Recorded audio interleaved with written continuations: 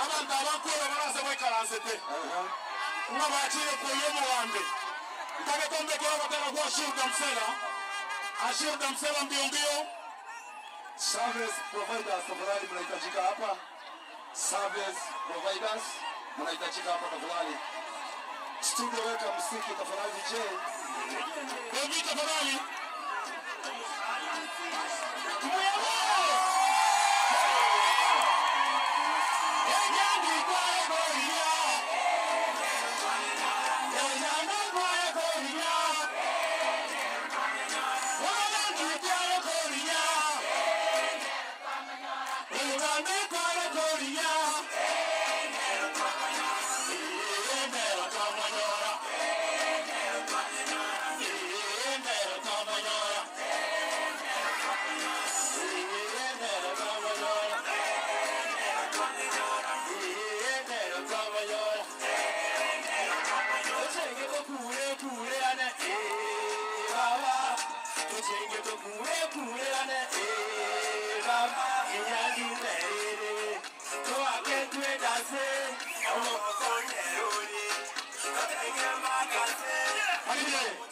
Kidogo.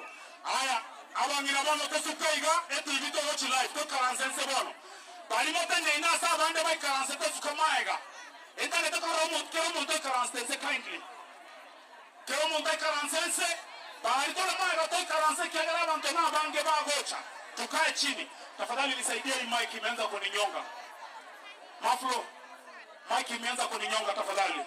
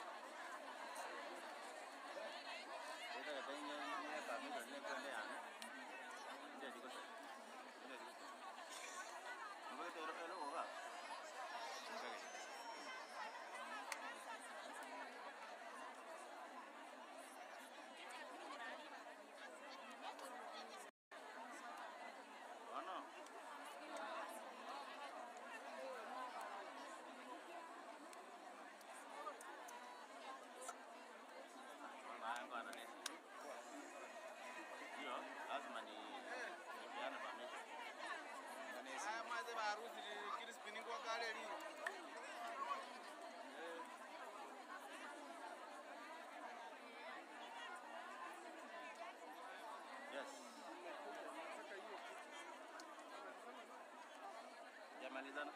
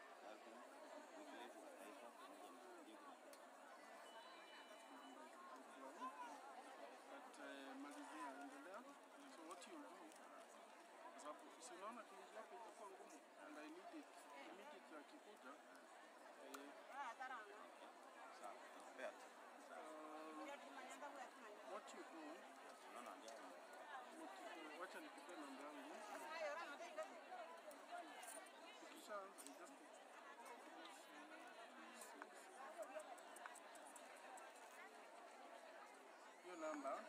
Tukianza function, I want you to text the total number first. Hiyo ingine tutamalizia. Na kwa nini hamuniandikii numbers? Nilikuwa nimeomba hivyo. Kama itakuwa kazi mingi. I didn't need them even for my na hii kama hii ungeandika jina mbili. Namuuliza jina naomba. Mkiweza niandikieni manamba. Unajua even for future It's not.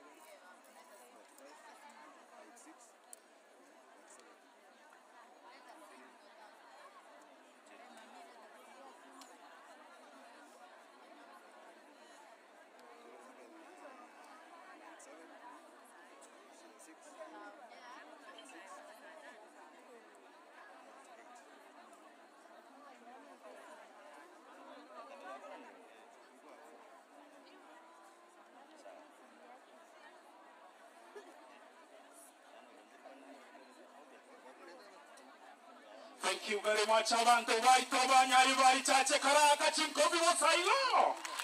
Ebiri yatombiro. Etuate banga botaba koraina toba toba chanda. Two-time, taimo. Bekerega bari baba tanga chanda two-time. Bekaiga. Bari baba tema ruto two-time. Bekaiga na ande ndolo biya kabisa. Biya mone yake na chinkobi. Ashur damsela madi chaya chiko. Watu, awa inaumbi ya mone. Mwanya tomo ino. Kotengia mareko. Iga. Tenango torole. Modera na. Inu kiraigo. Sawa. DJ Chaki wono. Iliria tango baba. Umaganda kunikende. Adamu tombi ya DJ.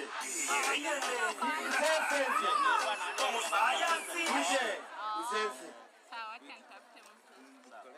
Dr. B on Wednesdays. I should have said, he says,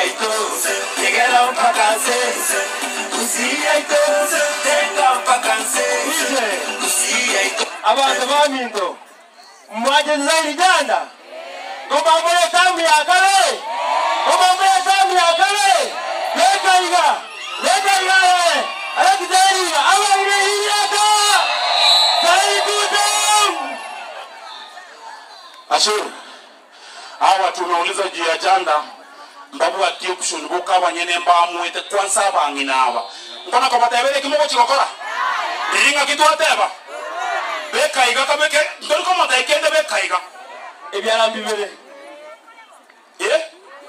bekaiga naye kora bajur na akole ekwateba kino tutam ya mono sana bali tote nene sukama ya kabangina babara bonsi basoiga security nisaidia watu wote waingie hivi wakae pale nyuma. Sitaki kuona watu karibu na vipasa sauti tafadhali. Kila mtu mwenye ako pale amesimama aingie huko. Akoshi. Yes. Unaona wazee kama kwa sababu hawezi kaa. Wasonge nyuma kidogo. Kina mama waingie pale wakae. Waingie huko ili waweze kuketi. Security watanisaidia kuwasongesha nyuma kidogo.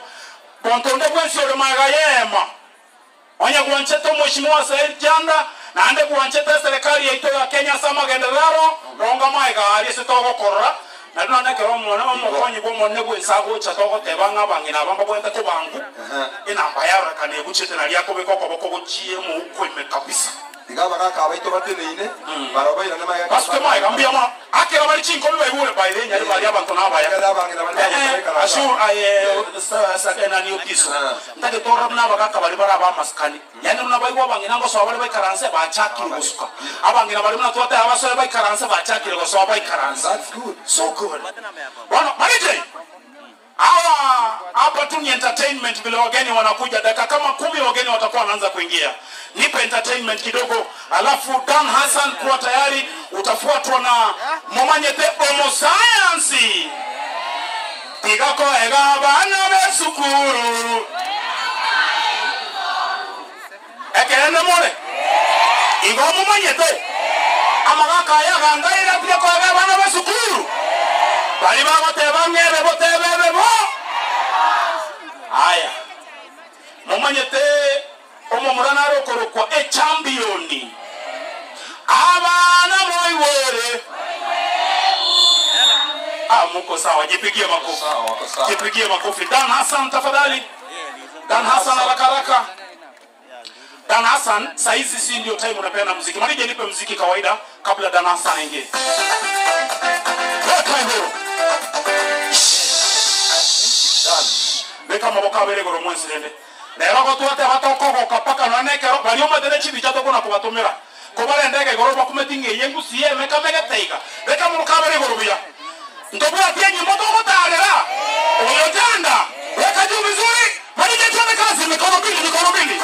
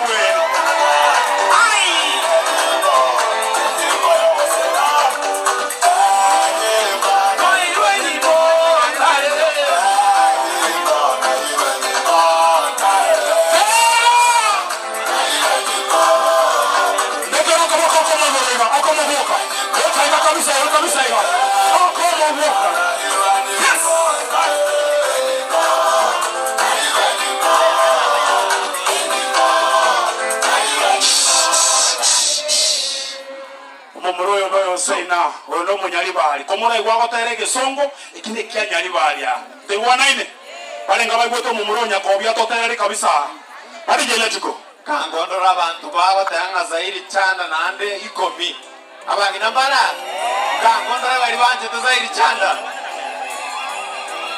bigakere tayoke nyalibali tupe sauti Tigakera etaya yoke mosu tengo chao. Sound iko sawa? Tuchake okotero kwa kumedia bagina. Turate na totero tumesema na otero kwa. Tubekere.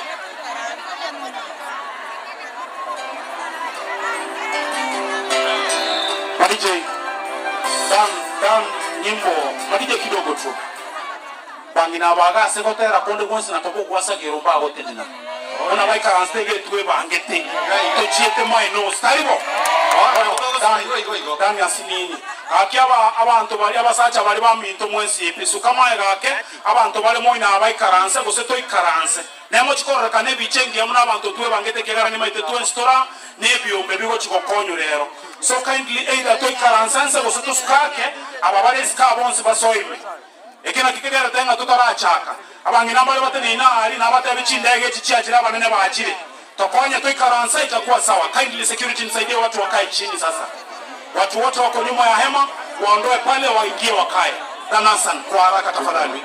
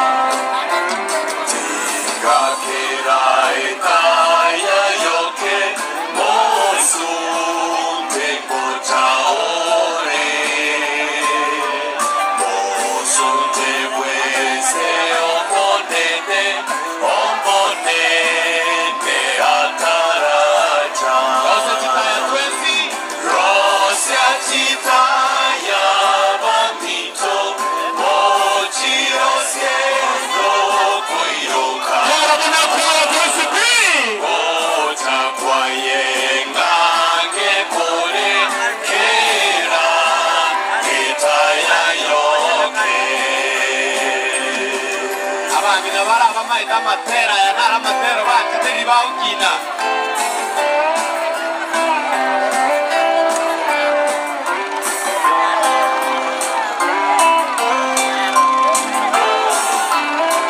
washimio wetu karibuni ya bange basudoka bakwa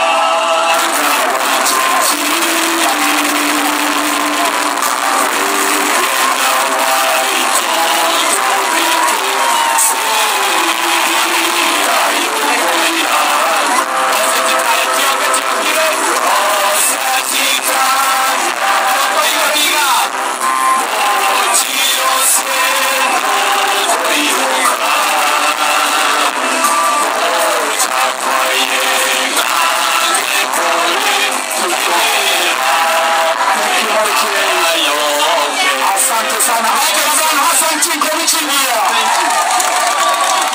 Asanti abasabasa maskani ndo baisa kogenda guchiarise ndege tokirete erinda omogeni ogoika anyare ko bakagucha asetere togekubwaterana nere. Tukiendelea kuwakaribisha wageni wetu, tafadhali tutulie penye tuko kwa sababu ya kiusalama. Alafu Sara, Tuanze kwenda pale juu kwa heshima tafadhali. asante Sara, nataka umwambie leo wataona ndege kama hizi 12 hapa. Ni ukweli. Mmoja Agosto kango tatira bibakia bimbo chabire bingi. Asante, karibu tena sana msaidizi katika afisi za Mheshimiwa Rais. Na yebi ilileta bloma gani vile? DJ twende kazi tukimkaribisha Mheshimiwa Faruk. Tupe sauti ya muziki tafadhali. Dr. B on the Tupe sauti ya muziki mafro.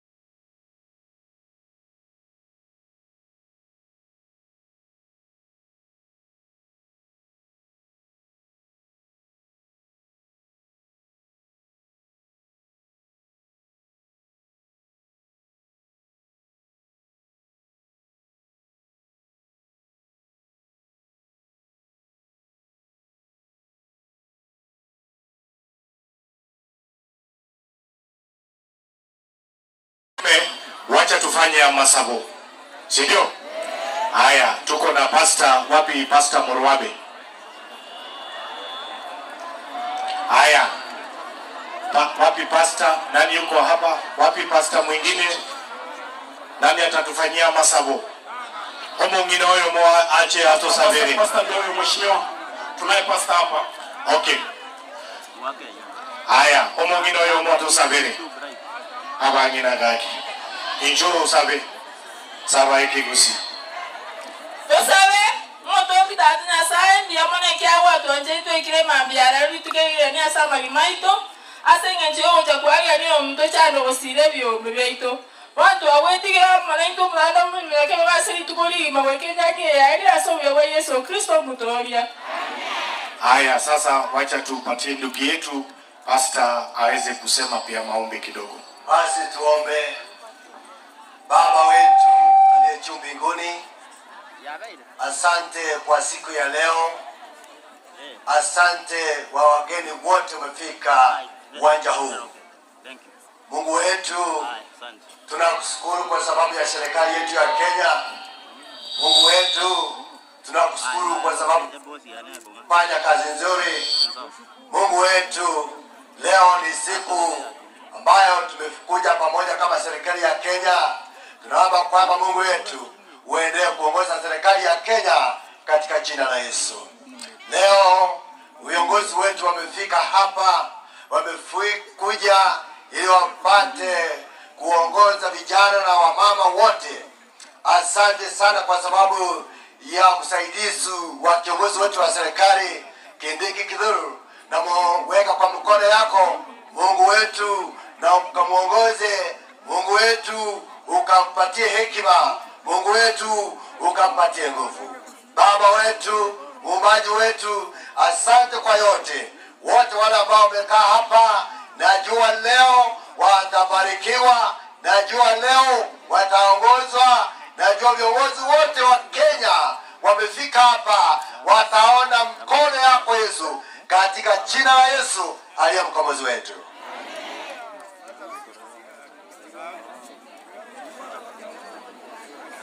Asante sana ndugu yetu pastor.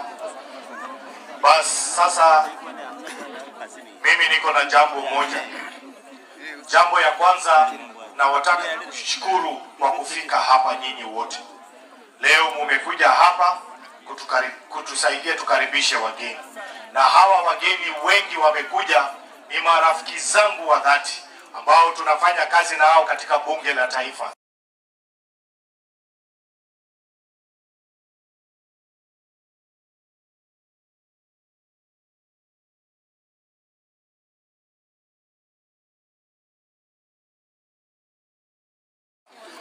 Leo nataka niwatangazie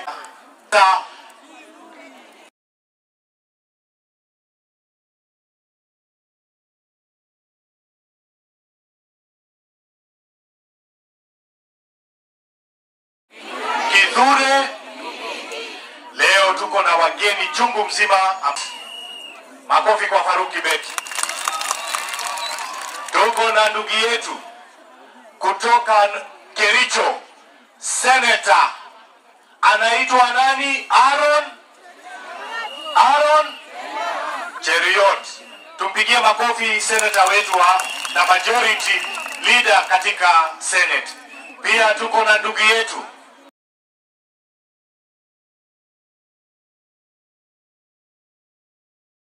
mtoto wetu, ndugu yangu, rafiki yangu Silvanus. Simusikie. Silvanus Okioma, huyo ni yule ni mwingine. Silvanus nani? Tumpigie makofi ndugu yetu Silvanus Osoro.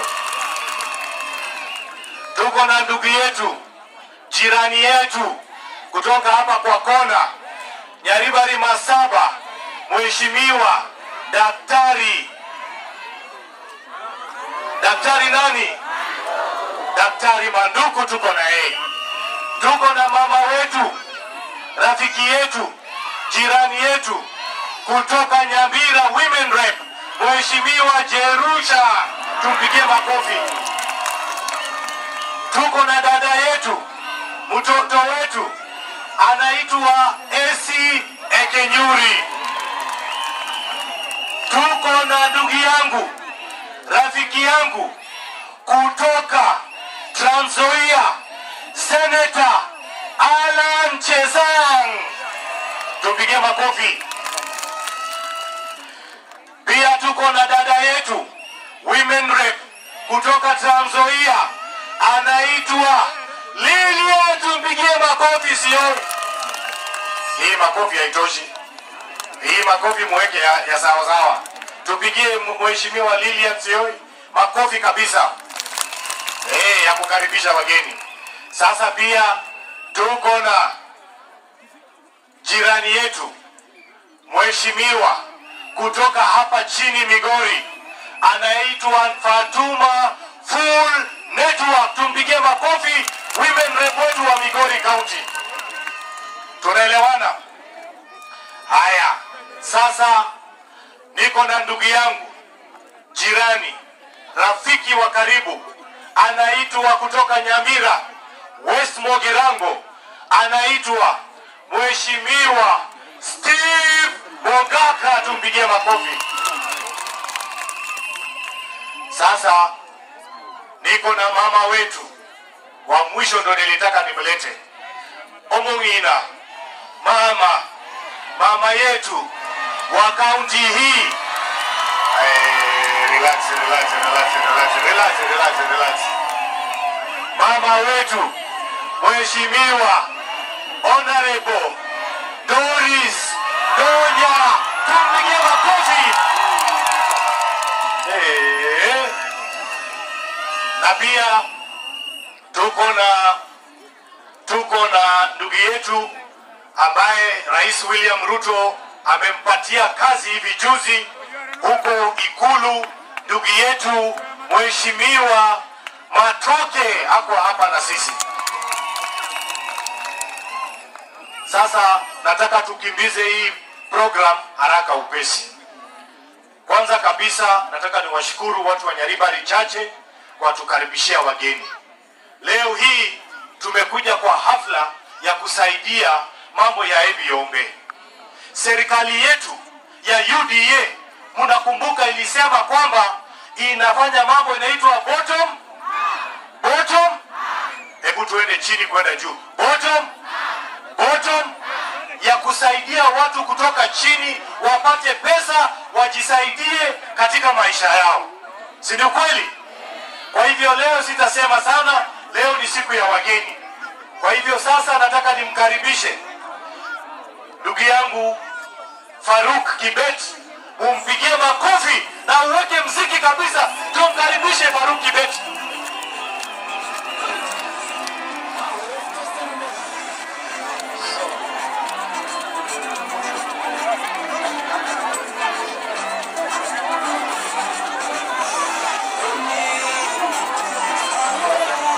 Haya, watu ya sehemu hii, God is good and all the time. Muko sawa? Wapi sijasikia nduru ya Zahir hapa? Unajua hawa viongozi wamewacha kazi yao ili waje wainue maisha ya chini kwenda juu. Hiyo mambo ni sawa si sawa? Nyinyi mmefurahi kwa kushirikisha viongozi hapa. Kuna wale wanatuambia Nairobi kwamba tusirudi mashinani. Nyinyi watu hapa mnawaambia nini? Washindwe?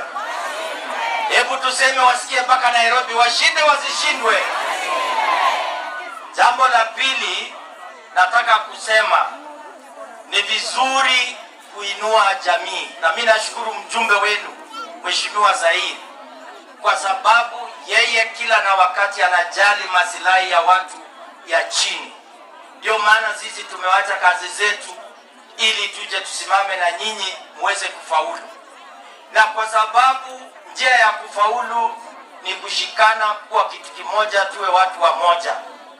Kuna wale wanatabiri maneno ambaye isiyofaa katika Kenya. Wengine wanasema eti wao wakishashiba, watu hapa sehemu hii Nyaribari wameshiba. Hawa tunawaambia namna gani? Washindwe, sio? Na leo tumekuja kufanya kazi ambayo itainua mkaaji wa hapa. Jambo ambalo lazima tuseme na tuambie watu wetu, ni vizuri muweze kujirejesta na maneno ya SHA, kwa sababu wale watu wanapinga mambo ya SHA kila wakati ni wale mfuko yao iko sawa sawa. Sisi tunataka kuhimiza wamama, vijana, kwa kila mtu kwamba ni vizuri uweze kuwa na kati ambayo itakusaidia wakati hata ukikohoa usiende mbali. Hawa wa jamaa ambaye wanajiita wapinzani wa serikali hawana la kupatia wananchi, na hii ukweli lazima isemwe, kwa sababu ukiona kiongozi tabia yake ni kuiti, yeye anatabiri mambo ya vita. Mimi hapa leo nataka kuuliza, afai kuwa kiongozi hata ya kusimamia chairman ya DIP? Nyinyi mnasema washindwe ama wakae? Jambo yangu ya mwisho, kwa sababu wageni ni wengi na ni marafiki wa Zaire. Wewe Zaire utatuita function ambaye ni yako, na kwa sababu hii kikundi yako mzuri, watu hapa Nyaribari, watu ambayo mtakuwa na msimamo, mimi Mheshimiwa Zaire nataka kuwapatia hao wangwana shilingi milioni 1 kuja kuunga kazi yake. Nyaribari oye! Nyinyi mnasema wale watu wameenda kuchokoza majirani wetu kule Tanzania. Sisi tunawaambia hao washindwe. Washindwe wasishindwe?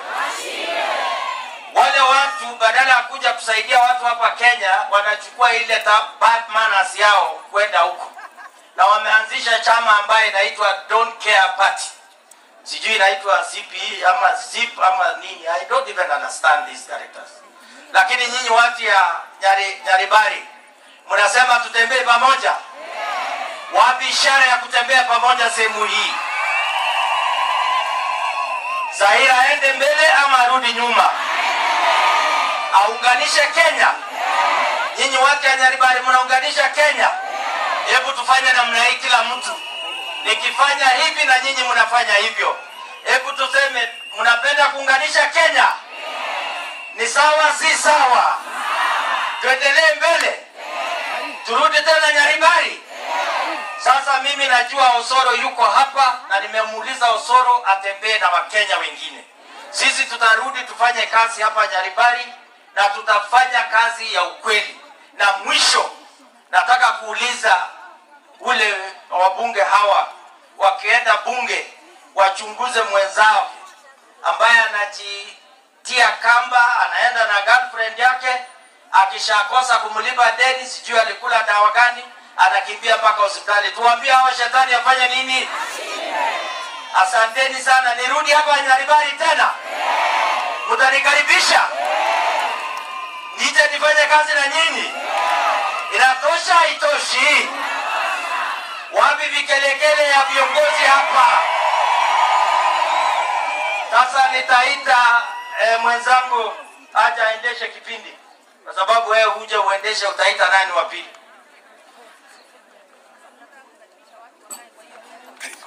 Haya, sawa ndugu yetu Faruk, tumpigie makofi kabisa watu wa Nyaribari chache. Asante sana. Sasa wacha nimuite ndugu yangu Silvanus Osoro.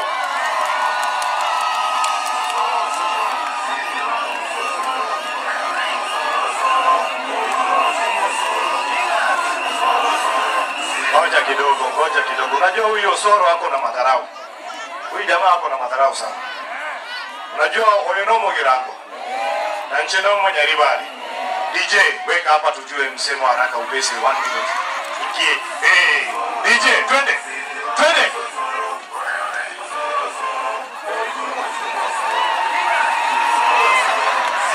Girango ameshinda.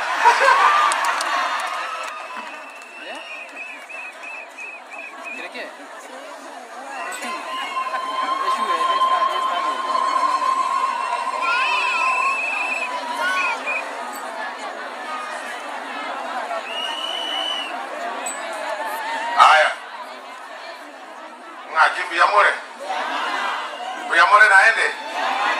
Kwani angoja kuondoche kwa magari. Osoro na kuwaka. Na bonga niga. Abate babo chibanchegia. Bate bango osora haro mube. Osora agocheka. Osora go itabantu. Ake no ko ndige riga jeningite no ane umbu. Na ane ngirinya ariko bata. Ya ati ko nyara. Bone tu atira kubakwania.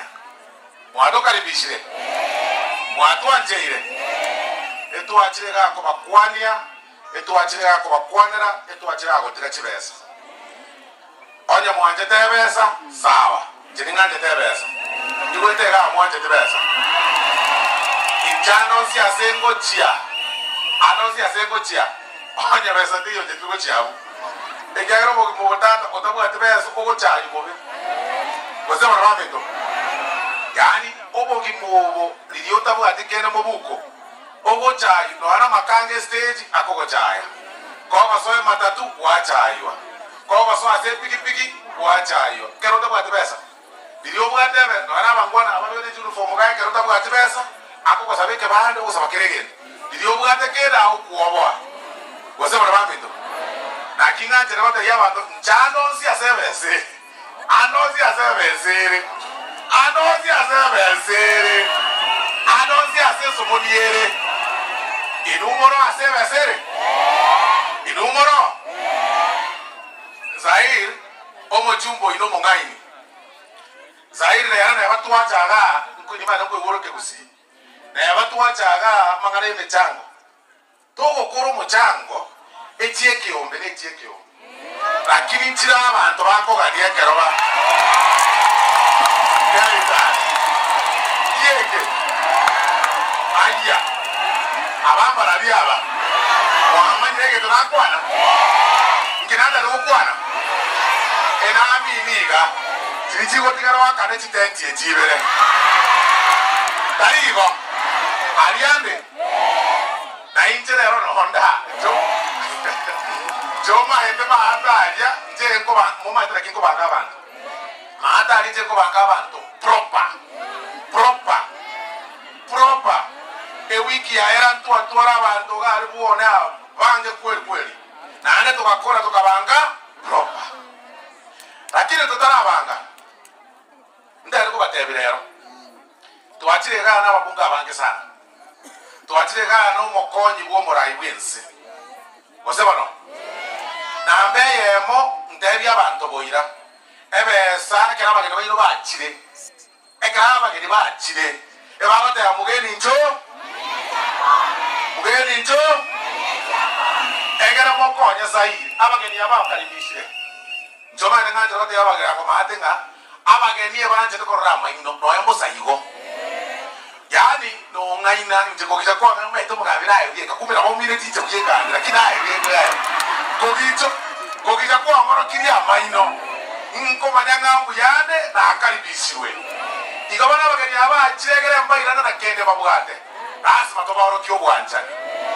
Bwanjana dire. Edi akabere. Omo kutano yo Zair janga. Na abantu aretre na abasani baye. Bako moretre chibesa atikokonya abantu baye. Ayoje twanje Zair. Onye twanje tibagani ababachire. Heno bango bukuta. Onye mbari basani bago. Ayabanga bago, hoteli yago, na ayo orangeri na intu ndocha. Kera jati ngocha asike. Jenga ndio ngocha asichibesa chikokwana. Jati ngocha basayigo. Wasema na mami toka. So, onebwensi yo chase bekutana buneye. Ndai tobe ko bakuba onga ki omokutana oyo. No yo janda abageni bachire na bango. Bebe sabana tinde yabo. Togoja kuoma na aganga na aretre besa ya na so mukutano. Mushaka ko ngoma ni njentige ekya besa ne ya ne kyokorera. Wasema na mami toka. Erebiya basere bobe. Erebiya basere bobe. Oyogo cha akoro ko kimani chungwa. Nero mwakere chingo beke. Okay. Oko mwakere chingo byo ikire. Naroje. Oyo akoro kimani chungwa. DJ nipatie muziki kwanza hiyo ndenge ilada alafu tuendelee.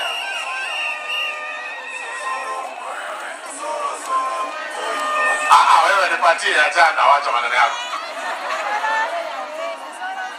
Nipatie ajenda kwanza, nipatie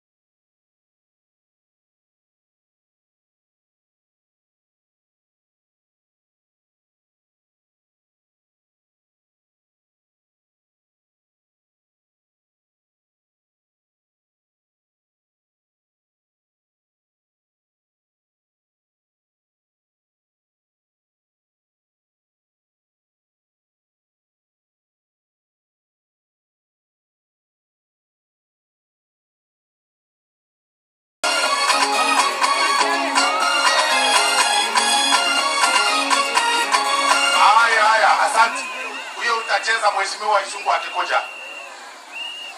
Asante. Ninangoja bado hiyo izime, ndio maana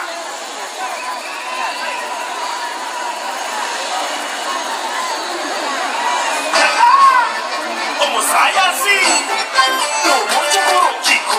Dr. P always makes haya. Asante. Bono yende. Tagara bari morega. Yantroge biya bosere bobe. Toge ndare. Ole na alko batebiga. Wewe hapa. Hapa bana, tulia. Aya, ena alko batebiga. Na ayo tenene ikarasa gake baba bantu barara bantu. Wase baramento. Yendere osendige. Bone ke ena alko batebineke. Abagani abachire ka bonsipi. Una natebe bara abasani bajana. Abageni aba ebale naenda abasani be president ya Kenya. Chikurani jikare. Bono igani kikere. Bono igani ke president. Nge president bono iga. Omwanja tu omwanja. Ega una janda. Omochori to omochoria. Omwanja to omwanja. Nero kadaki. Emiake vere ne menge sana. Chikura jitaraika. Emiake yevere ne menge sana. To konyara gochaka kueminjira mugambi uregeti. To konyara kongentere mugambi ikaranse tegeti bono iga. ekiagara na abwate chi budget isato akolani abwate budget yo mwaka yo 2025 abwate budget ya 2026 abwate budget yo chaka 2027 bono gakitya da koboli ngamuna chana abwate CDF cho mwaka yo abwate cho mwaka ole abwate cho mwaka ole bono gaki no chake komo ngendere mapema iga onko ngendere kwa gotiga goche gochi 2027 bono iga ng'ombe litororo togokama eng'ombe litororo gokama okoyebera nechinsiaga kwayebera n'obonyansi kwarakama nakiekogera amaruru oche bagochi batobwa oiza okogenda roche maru wake mabono mbakere tumongwono oyokura pi yani mbamwete noe pi tutwamwete intugochi ntwamwetenge lakini igari mbamweti pi lakini lili bakora lili bamanya ngosoire bagatuma mugakori kagenda okwani oria turanyora ebintu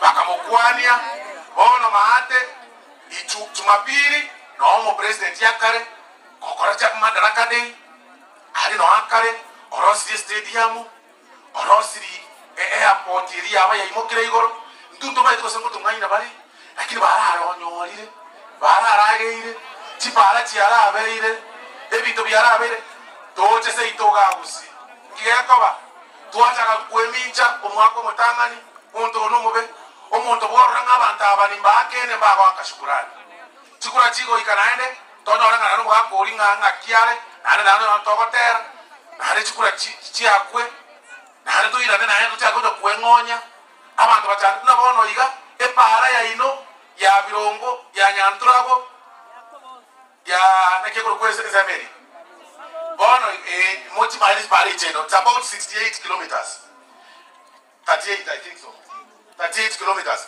epare ya ino omongwano yobekire budget ya tangaswe baada ya metonyo mo gosebere president ko chiko ikora epare yechake mo chaka kumwe mwintira contract ate yakanu epare tigarere nchira arafu kire kikebe tori siasa gose tora kore pare tori siasa gose tora kore pare egetie kikia nyanturago nkiabekere 2 milioni 100 yo kerosi ke kono kare gochi gochezo bona egasa ira ko buginga ngwe una babunge ababande babusi na kwana abantu bane bakarobe ka ko buginga ngwe ko ngenda lyo muga etikorusi kuchibe kwa ngao eke wande keketikare toko da gwakasi ekiagera siasa yenabere iko o ngombe ko kamwe kwebera likwa abaguzi ba minto njenko bayeberani totakora atiga siasa torayeberani umuntu yara to ebitago toa tomako banganya siasa no chukubanga ko chimoto aki abara bameto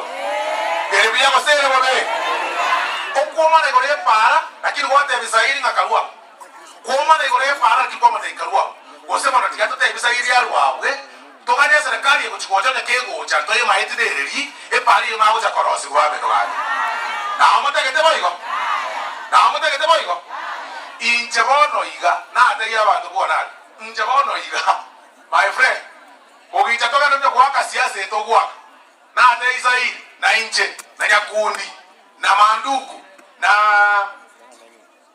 bababo ntogoro na ali ga ntogoro kunyamira okatogolia maiso sana na babo simbi omweshimiwa Steve Mogaka ena abatebiga budget yego chikorosi kwa ekaroma etotali serikali no ene kare budget ekorosi kutukurangirwa bora tukumanya kia keke kubabwa ayo kwa ina rali ache bunge whatever aye gosebei ekegara tukurangirwa se minister tukurangirwa se PS tukurangirwa se director of finance tukurangirwa nde bona babunge bari batari guchiari kubwatie bintu byabo emure yemune gotwa chipara cyabana kichikoba estadi mwe bunere na kibintu byabo bikoba na abatebi abatwana tone kwemiga itutonguse tobeke chistima tobeke chipara oyo gochiko kwama igoro lyahe aganye na ane bagusi batete na tosandira mukamo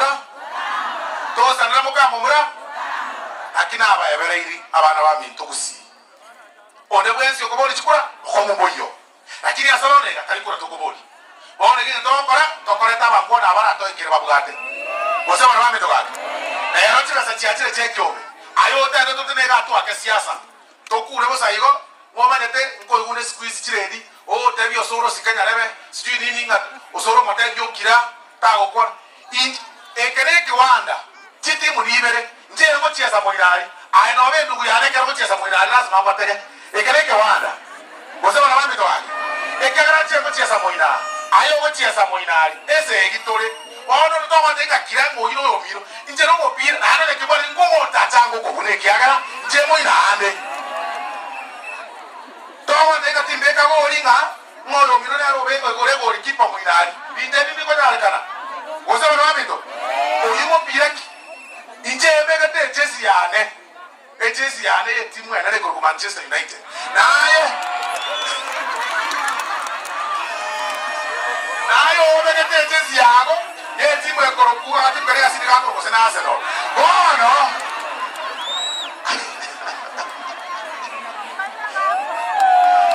yandra gore okoranga abantu be timu yana na obajira eti mweri angabare kamera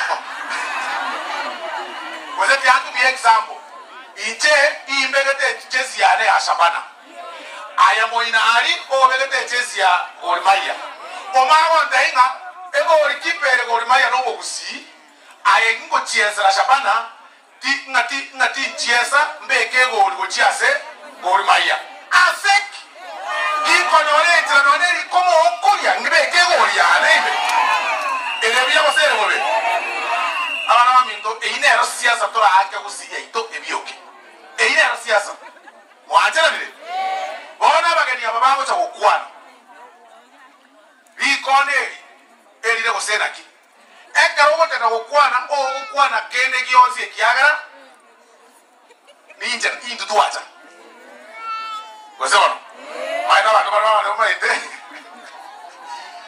dokwane yes bantu bana na mwa injoba na ntiba ndiko kira onda inkire bona kwangita nje ntiba ndiko kira nje njaka mono wakakana kanda ne sukari akande pilipili bonda rwanja kuane na bontongire eserekali iri nkoro ba ko ramne pilipili ba mbuata bona kanje nkaranzere tongo tuora my friend ke dokeo kira abere onde buya oma wate induga za mandegere dani ngere na zero chiko chale kaya kiti ekana alko watu wake ubu yani ngomu watu wasema kale watatoka serikali ngeke one uma etekeni gyosoko tata ni more genteke na kenga ka ngoma buya tata kutoka ngwaro jabantu bane igora bakukwana bakabana bako fake production tata kutoka serikali ngazie ngomu bakoko kana teka na abwatirwe na abekirwe kawa ime yari ubwatene cyando njedinda irwa era simechale itia na alwala njedia ndagerera ta njedinda geti eye na ro sirie eye na ro sirie tigana ala yeragerera ayo gotikorosie yago ochokoragera ane ntunduka iyo sawa njedia ndarie yane tuligonde indwo tuligonde isaika ruo achikora kogaje serikali ya mutwe eya ro sirie chiai otaramanyire mwamwanje ile agendele serikali ro aletaba gediaba ya mwisho kwa lugha ya Kiswahili wewe zaidi ya mwisho tu peke yake tumeona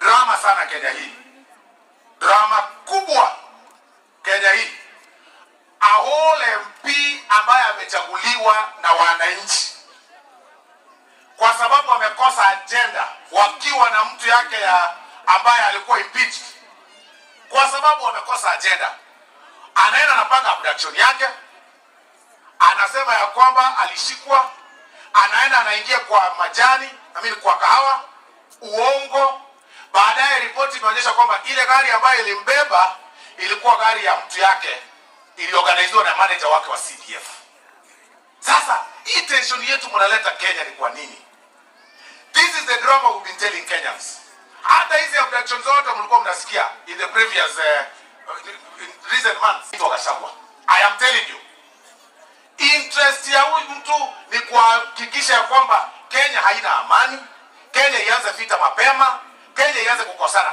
na sisi kama hii jamii yetu hapa very hard working ambao tuko Kenya mzima hatuwezi ruhusu Kenya ikose amani especially sisi community ya kutoka hapa Kisii tunaishi kila mahali Thika tunaishi Eldoret tunaishi kila mahali ukianza kuvuruga amani mapema hii hata before elections na kuanza kututishia maneno ya amani na maneno mengine. We are telling you, shame on you, it is not going to work. 2027 will be the most peaceful election ever. Hata muweke drama namna gani, kwa sababu na mimi naambia wale wabunge ambao wanatembea na mheshimiwa wa Munyoro, mkuwe very careful. Huyu mtu ambaye anawaambia mjifanye abduction, atawaua akuja kusema ni serikali. I am telling you, huyu mtu anafanya drama, anasema kwamba wewe enda ulale kwa kahawa. Mara saa zingine unasema serikali inanipanga kuniua. Wewe sasa, wewe hata ukionekana akili kufa, sasa wewe unauliwa na nani? Ni mwili tu inatembea. Hakuna mtu hapo na haja na wewe. Sasa tunaambia wale wabunge ambao wanatembea na huyu jamaa ya kwamba mjichunge. The way the guy expresses himself, mpaka unaita press conference, unasema ya kwamba ati hospitali na uongo. Huyo mtu mumchunge. Atawapiga risasi, atawaua, aseme ni serikali imefanya hivyo. Msiseme hatukuwaona. Because that guy can go to whatever extent to seek sympathy. He can go to whatever extent kutafuta huruma na kutafuta kura na kuleta disorder katika hii Kenya yetu. Lakini tunamwambia we are watching him. If you dare do that, the same government and the same police unit, they will still expose you na utashikwa. Siku zako zimekaribia tu. Lazima utakula plea for whatever you've been doing in this country, vitu za ukora na kunyang'anya watu mali yao. Watu wa Kisii tunakubaliana namna hiyo? Mnakubali namna hiyo? Huyo mtu mshaimuona hapa? Mshaiona huyo jamaa hapa? Mwanyaka Romo Ndoyuga? Mwanyaka Moraga? Ona hata ukora kuruike jere kemo. One village kila saa. Hapa mwarorenda bwa na jana. Tunamwambia kwenda huko. Ni akina nani wanapenda mheshimiwa William Samoei Ruto? Yote ndio wale wapigana kwa mkono. Aende mwezi bi. Moja anachiwa satia Toba anachiwa sia Yani ukaende jigo sana mbuko ona kioko leo mbuko ona hiyo. Eti aende nyingi. Kwa hayo machache, Mungu awabariki mheshimiwa jana.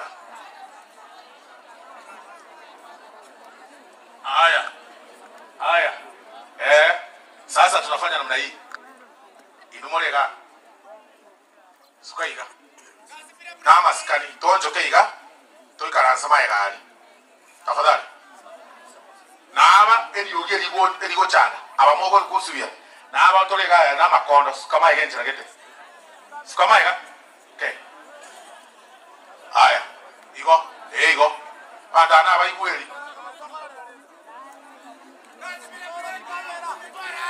Asante sana.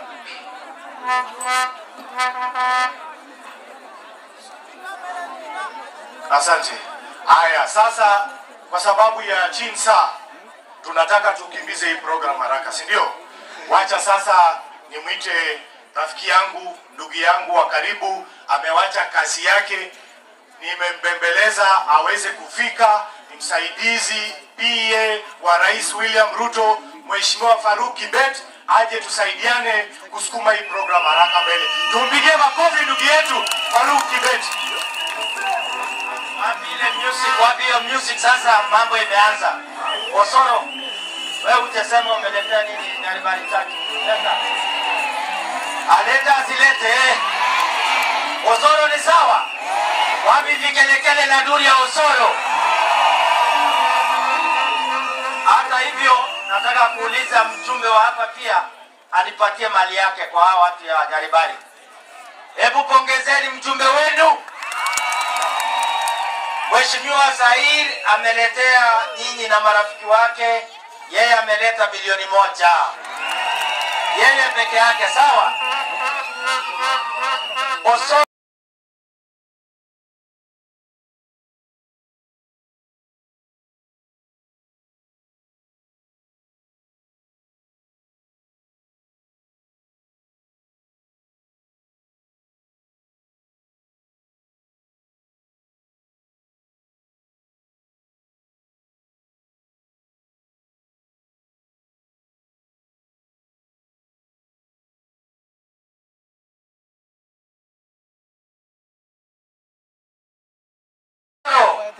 Kiraja wa bunge 5 pekee.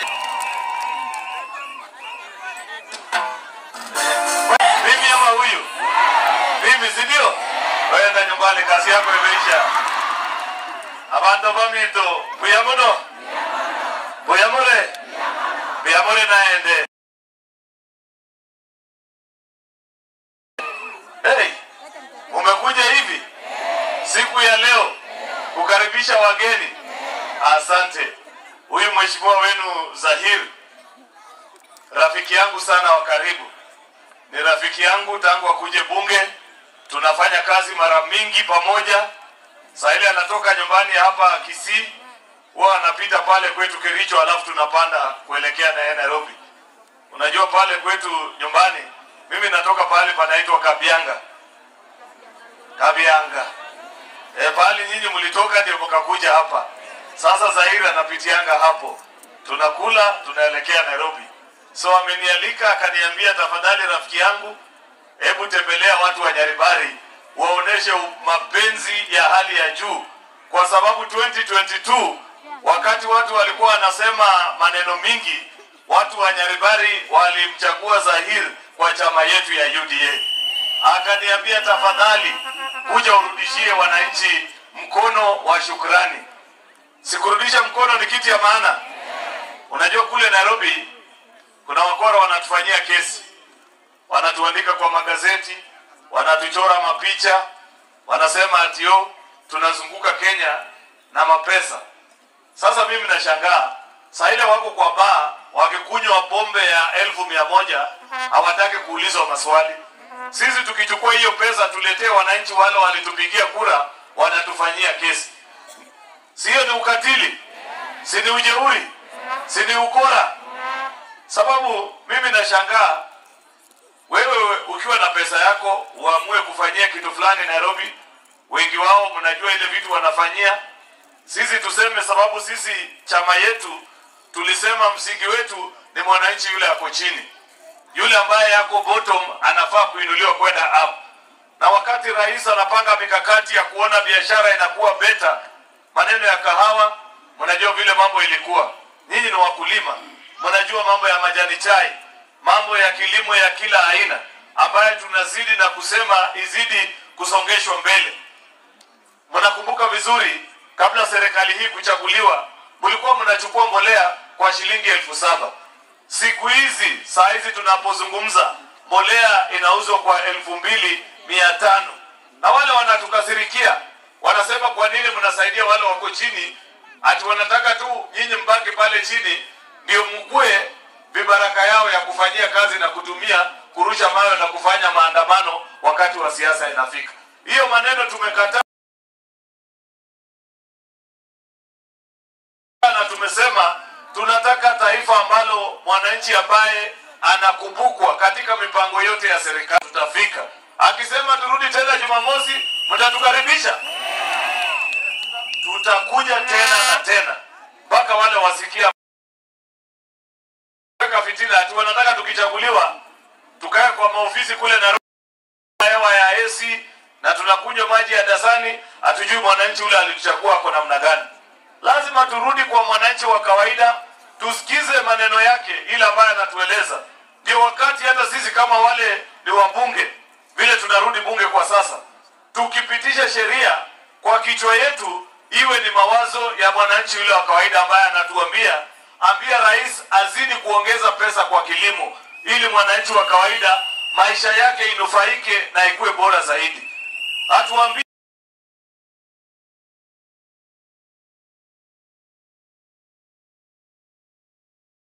ambia rais apange maneno yenu ya barabara, apange maneno ya hospitali. Kwa sababu kuna mtu amezungumza hapa na akatuambia, tafadhalini wananchi. Kuna wengi wanaifanyia mzaa katika mtandao na kwa mazishi na kusema inafanya haifanyi. Ukitaka kujua ukweli wa maneno ya SHA, nenda hospitali ukiwa na kadi yako kwa mkono, ndio ujue kama inafanya ama haifanyi. Lakini bila kujiandikisha huwezi kujua. Tunapozungumza leo ndio mjue Kenya hii imejaa wakora. Wengi wa wale wanaongea maneno hayo, ile orodha ama list ya counties vile zimejiandikisha ikitokea, wengi wa wale wanapinga maneno ya SHA kaunti zao ni namba 1. Wakikuja hapa Kisii mnaambiwa ati usijiandikishe. List ikitoka kule Nairobi unapata kaunti yake, kaunti ya Nyeri namba 1, kaunti sijui gani namba 2. Alafu nyinyi sababu ni watu wangwana, pengine mnafuata mnasema mtu fulani na fulani alisema. Hii Kenya pahali imefika, lazima mwananchi ajulishwe ukweli, aambiwe kuna timu mbili. Kuna timu chapakazi ambayo mnaiona hapa, ambaye kila siku wako mashinani, wanashikana na vijana wa bodaboda, wanashikana na wamama, wanashikana na wakulima, wanainua biashara yao. Ile ingine ni timu ya sarakasi, drama, fitina na hakuna chochote cha maendeleo mtawahi kuwasikia. Wakikuja hapa Janturago, maneno itaongelewa, mwisho kila mtu ataenda nyumbani. Nyinyi mnajua, nilisikia Zaire akiongea. Na unajua hata kama ni mbali kweli, si ni karibu sana. Kwa hivyo mkiongea nilikuwa nasikia. Niliona Zaire wakati alitaja mambo ya Chibesa, masikio yenu inafanya hivi kabisa. Unajipanga kabisa vile inafaa. Sababu si kila mtu anaamka asubuhi kutafuta pesa hapa. Ama kuna kitu kingine watu wanaamkia kutafuta. Si watu wanatafuta pesa. Ati wanatuambia mmeenda kwa hiyo mkutano, mmeenda na tumbo yenu peke yake. Kwani hao sasa ile wanakuja hapa wanawacha matumbo yao nyumbani? Si wanakuja naye? Hiyo watu ya fitina msiwapatie nafasi hapa Kisii. Ujue siasa ni maslahi. Ule mtu anadai maslahi yako. Ukiona serikali ambayo inakupangia mambo ya afya, inakujengea barabara, inahakikisha stima inatembea hapa mashinani, inakufanyia empowerment, inahakikisha wewe mkulima umelipwa vizuri kwa mazao yako ya majani chai, kahawa na ile mipango ingine yote ambayo unafanya, maziwa, hiyo ndio serikali ambaye inakujali, na hiyo ndio maneno unafaa usikie.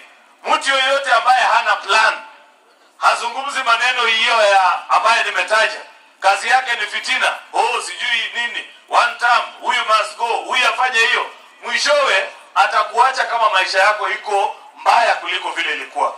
Kwa hivyo niwaombe nyinyi ndugu zetu, mimi nikiwa jirani yenu kutoka hapa Kericho, na unajua Zaire, wazee wetu wameniambia pale Kericho usirudi, niko na list iko hapa. Niko na kesi kidogo na nyinyi. Wasichana wetu wakienda college, wasichana wetu kutoka pale Kericho, hata nimeona wengine kama huyu, kwao mimi najua hawarudi nyumbani tena. Sijui vijana yenu ya Wakisii wanawafanyia nini. Ninawajua, si wewe ni Chebet. Na huyu mwingine namjua pia kwa huyu. Wasichana wa Kericho wamejaa hapa wengi sana. Na wamependana, wamekuwa kitu kimoja. Sisi hatukatai, tumesema mtupatie ng'ombe tu peke yake. Hiyo tu ndio tunataka. Msichukue watoto wetu bure, hiyo peke yake. Hadi mnataka kuongeza tena wengine zaidi. Wewe umeoa na unasema unataka kuongeza zaidi. Kwani wewe wawili peke yake? Kwani huku kwenu watu wanakubaliwa wangapi? Hati watatu na wamama wenyewe ndio wanajibu. So sitaki kusema zaidi ya hapo. Mimi nimekuja tu kushikana na nyinyi. Na niwaambie Kenya pia imejaa sarakasi sana. Simumeona mjumbe kama Zaire. Imagine mtu mmechagua kama Zaire, amechaguliwa kule Juja. Anatangaza kwa radio na television, anasema ati serikali imeniabduct. Polisi wanafanya uchunguzi, mwisho inajulikana mtu alikuwa amejifungia kwa hoteli na mti yake, anajivinjari, asubuhi anaenda anajitupa kwa majani, alafu anatangaza. Lakini mimi silaumu huyo mjumbe. Mimi nalaumu director wa hiyo kipindi, ambaye sio mwingine ibali ni wa Munyoro ule ambaye tulifukuza. Mtu ambaye kichwa yake imejaa kasumba, uongo na fitina. Kazi ni kudanganya na kuhakikisha kwamba Kenya hii hakuna kitu mzuri ambaye inaendelea. Wakati tulikuwa tunawaambia hizi sarakasi zilikuwa zinatangazwa za abductions, huyo bwana anajua, watu wengi walifikiria ni mzaha. Sasa Kenya mzima imejionea. Kama wa Munyoro anaweza panga mbunge amwambie enda ujifiche kwa hoteli, ulale, ukunywe pombe, asubuhi uamke ukimbie kwa kahawa, useme serikali imekushika, hakuna kitu huyo mtu hawezi kufanya. In fact, mjihadhari sana. Akikuja hapa kwenu, mjichunge sana, kwa sababu huyo na hao watu ambao wanatembea na yeye sio watu wazuri na hawana ajenda mzuri kwa Kenya. wakati nitarudi kule kwetu nyumbani, sinirudishe salamu. Niwaambie ndugu zetu wa Kisii wametumana salamu. Wamesema tukae pamoja, tutembee pamoja ndani ya serikali mpaka mwisho vile inafaa. Bas, Mheshimiwa Zahir, mimi pia nimekuja, sikuja mbaya sana. Ngawaje bonus ya chai haijafika, nimebeba kidogo ile nilikuwa nayo. Nitapatia wananchi wako shilingi milioni 1. Asante na Mwenyezi Mungu awabariki. Asante sana. Makofi kwa ndugu yetu Aaron Cheriot. Sasa wacha nimkaribishe ndugu yangu, rafiki yangu, jirani wetu, Mheshimiwa Jafeth Nyakundi, ujumbe wa Kitutu Chache North. Ngoja kidogo, ngoja songeza hiyo kitu DJ. Unajua, ngoja kidogo DJ. Ngoja. Unajua madharau Nyaribari hatupendi. Wewe unavaa suti kuliko mjumbe namna gani? Huyu mtu namna gani? Na ingie. Haya DJ, tunataka kuona Nyaribari Chache ama Kitutu Chache North. Weka hiyo muziki, tutake tendo tenge. Twende. Mtu ya suti na mjumbe hapa.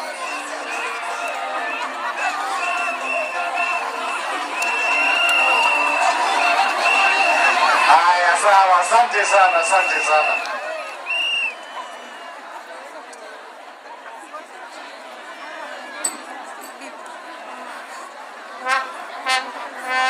Abanyaribari baminto mbiyamole naende tikato kuana niga bari banje de Nyasaye tikato kuana niga.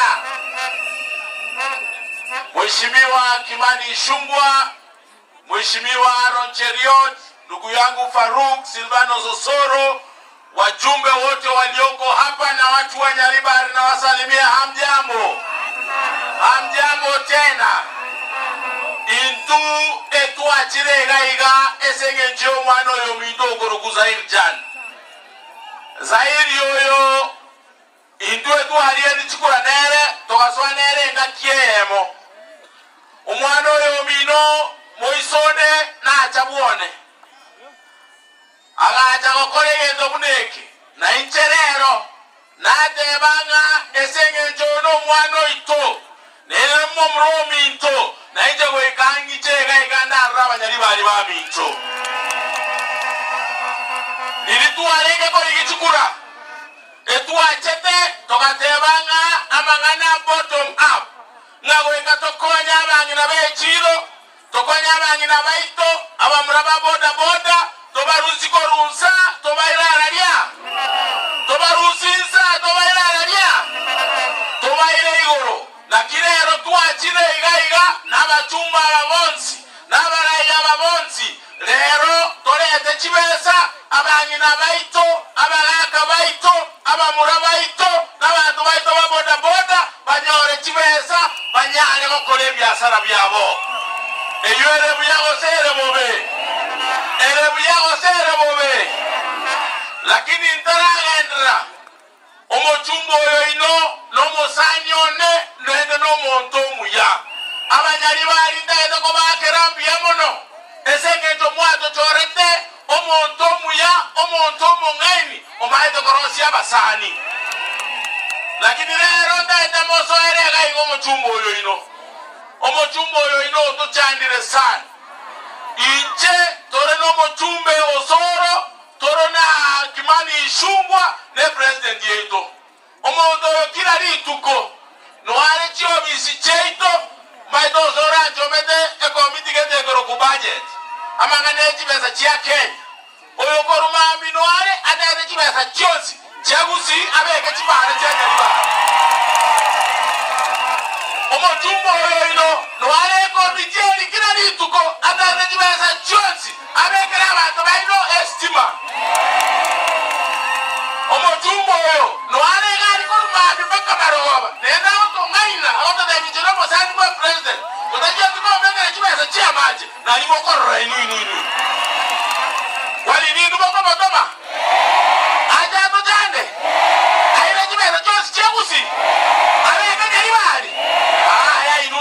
chanda itu tunaire chibesecho agaenda ko chanda ino unaenda ko chanda anaenda chibese cha maje cheji para cheji skuru chestadium ya Nyandogo marenga baje de Zaire janda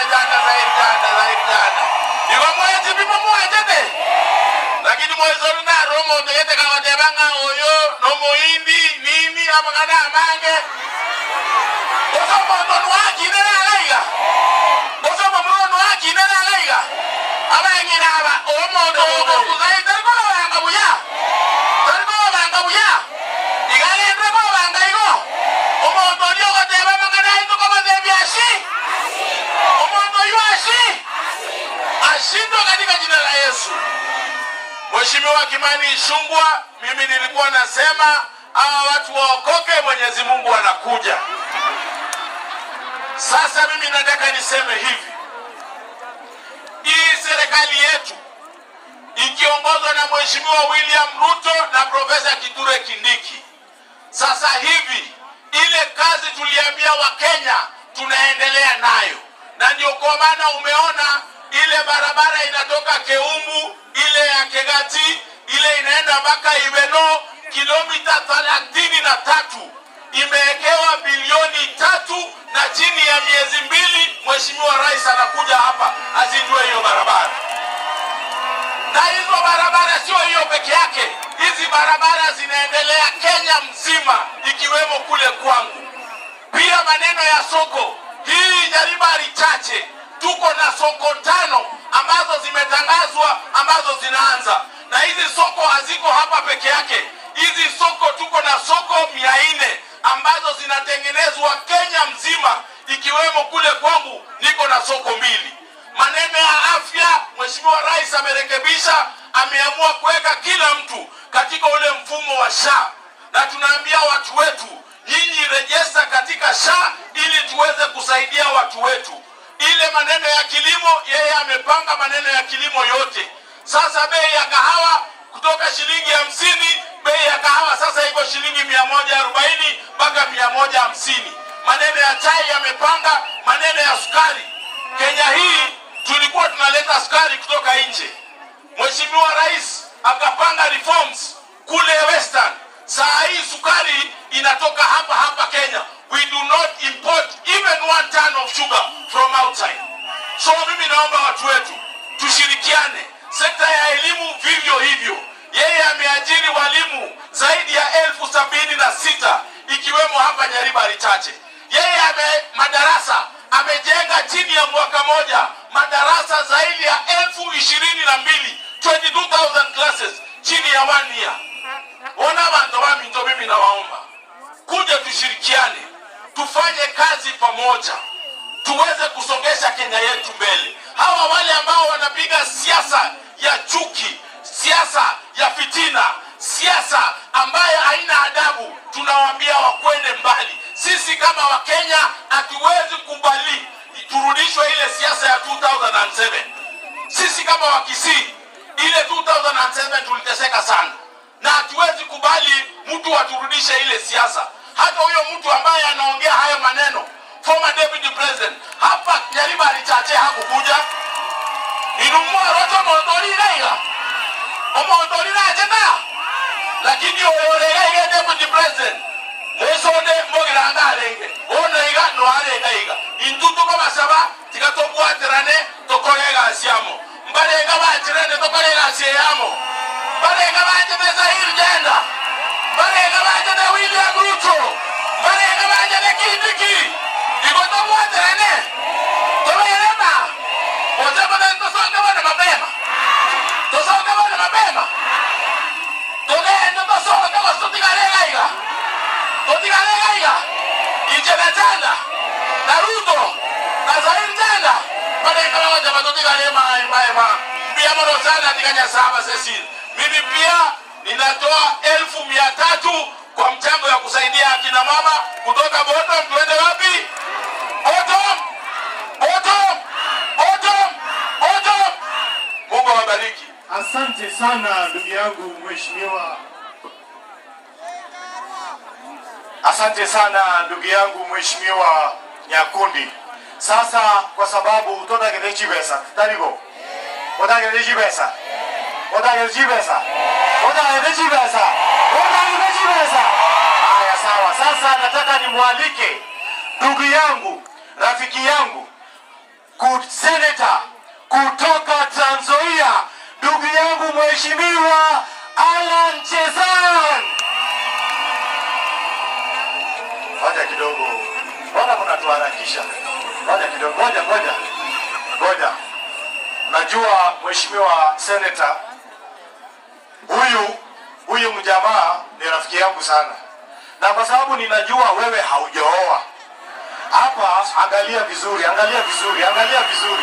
Nakusaidia tafadhali. Asante sana Mheshimiwa Alan Chesang. Karibu sana Nyaribari Church.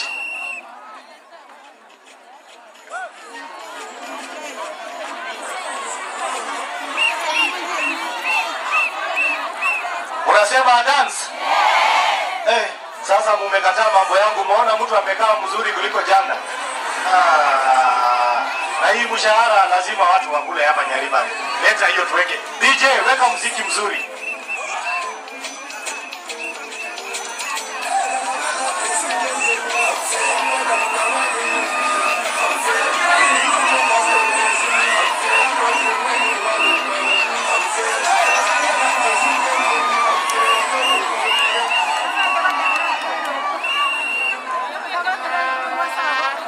Asante ndugu yangu Zair. Watu wa Nyaribari Chache, hamjambo? Muko salama? Muko salama? Mimi nimefurahi sana kuwa hapa siku ya leo. Mimi kwa majina naitwa Alan Chesang, senator mchaguliwa kule Trans Nzoia County. Mimi ndio kitinda mimba wa wamama pande hiyo kule Trans Nzoia. Kitinda mimba mnakuitaje hapa?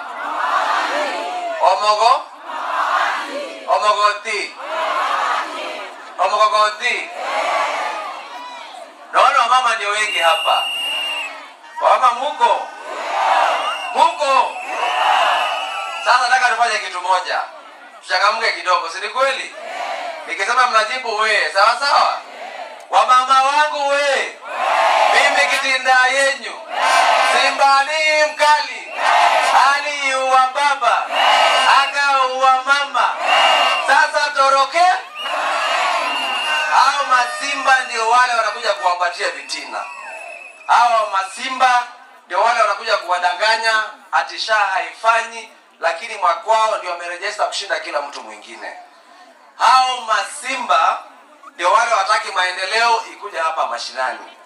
Mimi nauliza nyinyi, Mheshimiwa Rais William Samoei Ruto alisema hii serikali lazima iteremke mpaka kwa mashinani, si ndio? Kwa mama mboga, bodaboda, manamba, hata ule wa mkokoteni. Na leo mimi nafurahi sana. Na nashukuru sana huyu ndugu yangu Zair. Kwa sababu leo ndio ile siku amekuja tufanye mchango kwa zile biashara ndogo ndogo ili tuweze kuinuka. Si ni kweli? Si hapa kuna mama mboga, kuna bodaboda, kuna watu wa mkokoteni, kuna wale mpaka hawkers. Zair, mimi nakushukuru sana. Na wewe kama rafiki yangu ilibidi lazima nikuje hapa. Ya kwanza, kwa nini nimekuja hapa? Kwa sababu baba yangu alikuwa anafanya kazi hapa sokoni. Na alikuwa anatoa hapa Kisii ndizi na mananasi. Ndio maana leo nimetoka Mombasa mpaka nimefika leo hapa Nyaribari Chache. Hiyo ni ya kwanza. Ya pili, ile kitu ambayo imenileta hapa, nimetaka nione hawa watu wa Nyaribari Chache wanakaa namna gani. Hawa watu ambaye waliwacha watu warefu wakachagua hii mtu mfupi. Tunaelewana? Hawa watu ambaye hawana ukabila waliwacha kabila yao wakachagua hii mtu muhindi. Tunaelewana? Mimi nawatolea kofia watu wa Nyaribari Chache. Na hivyo ndio maana, kwanza mjipigie makofi. Hivyo ndio tunataka. Mambo ya ukabila Kenya hii hatutaki. Mambo ya kabila tufanye nini? Yaani watu wa Nyaribari Chache ni watu wa nguvu sana. Yaani mliwacha kila mtu. Mliwacha mpaka ule mkiziwa hapa. Kwa sababu mnaona mbele, mnaona uongozi. tunataka tuambie wale viongozi ambaye hawana maendeleo wasilete mambo ya ukabila na mambo ambayo haina maendeleo hapa Kenya yetu. Si ni kweli? Sasa ya mwisho ningependa kuwaambia ya kwamba kule Trans Nzoia mimi nimeshikilia na tunaregister SHA Trans Nzoia kwa sababu tunajua SHA inafanya kazi, na kama unasema SHA haifanyi, ngoja ile siku unapata mgonjwa ndio utajua hiyo SHA inasaidia sana katika Kenya hii. Ya pili, ningependa kusema kitu moja. Viongozi tumeongea na kuna kitu moja tumesahau hapa, mambo ya vijana. Serikali iko na mpango mzuri sana. Kwa sababu nimeona hapa vijana wale wako 18 years mpaka 28. Serikali iko na mpango. Mheshimiwa William Samoei Ruto amegundua vijana wengi wetu wanataka kufanya biashara ama wamesoma wengi na hawana biashara wala hawana capital. Kupitia wizara ya MSMEs, ile wizara ambayo Paraja yuko, ameanza program ya vijana 18 to 28 years. Ningependa nichanue vijana. Na hii program inaenda kupatia vijana kwa kila ward 70 youths kwa kila ward phase 1, phase 2 tunachague 70 youths kwa kila ward, na registration ni rahisi tu. Kwa simu yako kama mama uko hapa na kijana yako hayuko hapa, hebu grami kitu inaitwa *254#. *254#, alafu unafinya 3 na unafuatiza mwelekeo na hii ni ya majenzi wale sasa jenzi wa kweli. Naona mzee hapo anasema nini, hii ni ya vijana wadogo. Serikali inachagua randomly kwa kila ward vijana 70. Mnapatiwa shilingi ya 50,000, unaanza nayo kufanya biashara, na ile wizara ya MSMEs itatuma watu wao kufundisha watu mpaka hapa ward levels, hapa Nyaribari Chare na hapa Kisii, Kenya mzima. 1450 wards watapata hizi pesa vijana. So vijana msisahau *254#. Tunaelewana? 254. Basi mimi nashukuru. Mimi si mtu maneno mengi, nataka nimalizie hapo kusema ukweli. Mheshimiwa leader Aaron Cheriot ameongea, umeibia vijana wa Kisii, wameiba wasichana yao. Si kweli? Mimi nataka niambie ndugu yangu Zahir, mimi niko na mtu kwa nyumba. Unakosoa kidogo. Mimi niko na mtu kwa nyumba, lakini kusema ukweli, tunaelewana? Mama, tunaelewana? Kusema ukweli, kama singekuwa na mtu kwa nyumba, leo lazima ningetoka hapa na Mora ama kwa Mboka ama nani ama Kemunto, lazima ungenipatia. Mwenyezi Mungu awabariki sana. Mimi ni mkulima mdogo. Kile kitu yake niwahakikishie, nimesikia mtu amesema niongeze, lakini mimi kama ni watoto nitaongeza, bibi nabaki nayo moja. Mwenyezi Mungu awabariki. Pia mimi niko na kitu yangu kidogo, tutachangia hawa wanabiashara wako kama rafiki yangu pia shilingi 1200. Asanteni sana. Asante sana ndugu yetu Alan Chesang. Tumpigie makofi Alan Chesang. Aya, sasa nataka nimkaribishe Irene Mayaka. Asante sana. Nominated bunge kutoka Nyamira. Ngoja kidogo. Huyu mama mumemwona? Ngoja kidogo. DJ, twende kidogo, twende.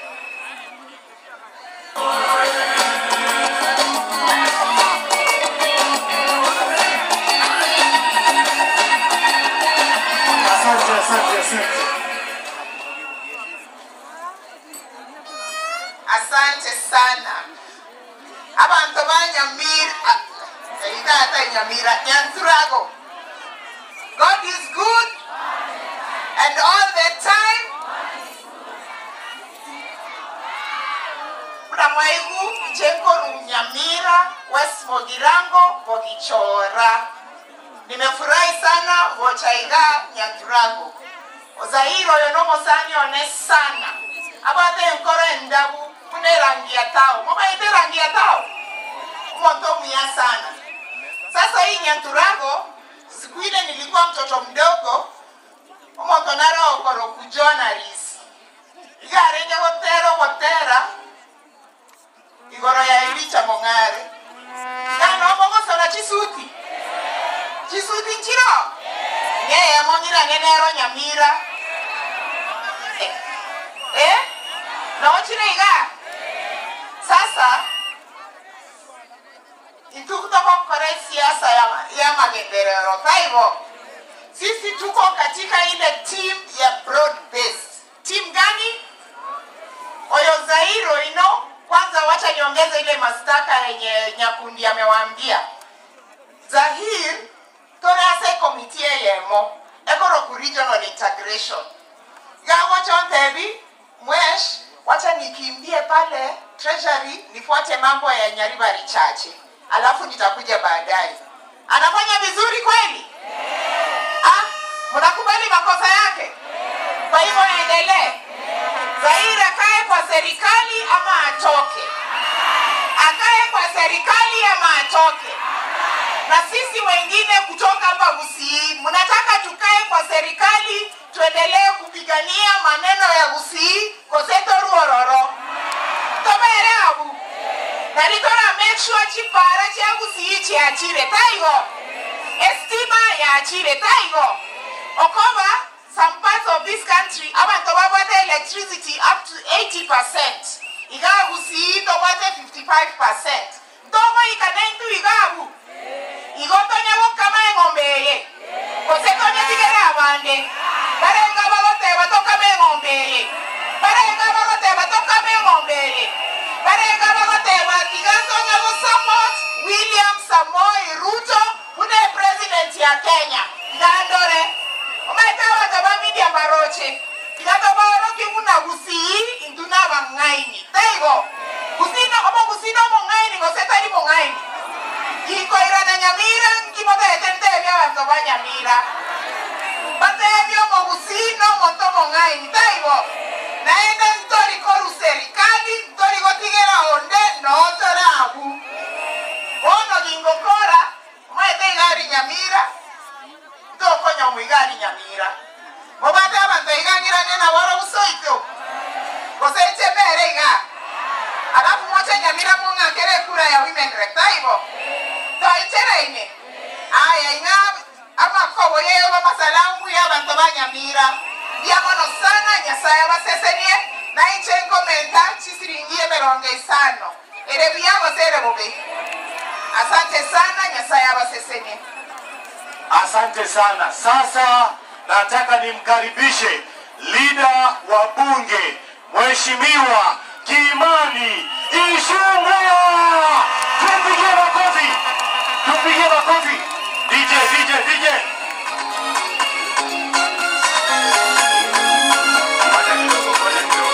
Ngoja.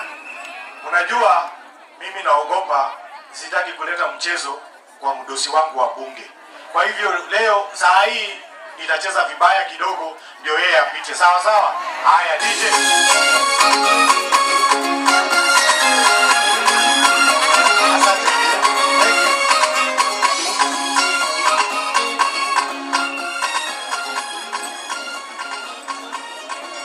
Asante DJ.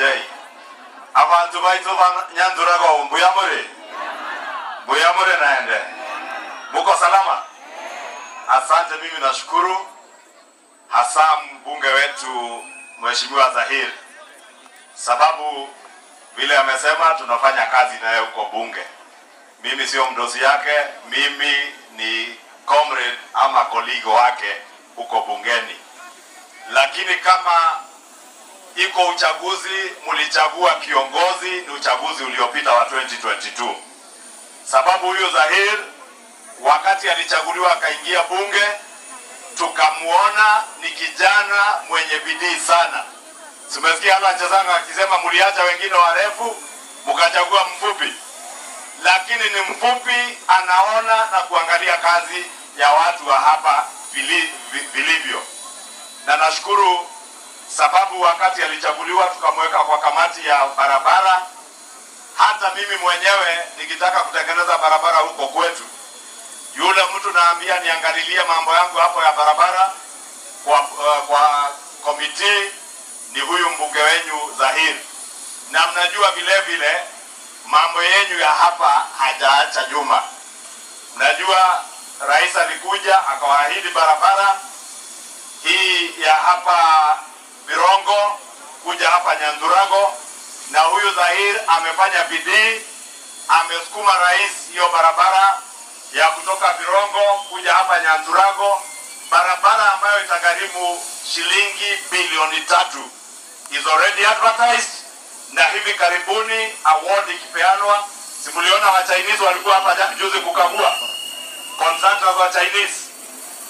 Award ikipeanwa, hao contractors watakuja na mheshimiwa rais mwenyewe ama naibu watakuja waanzishe rasmi ujenzi wa hiyo barabara ya kutoka Birongo kuja hapa Nyandurago.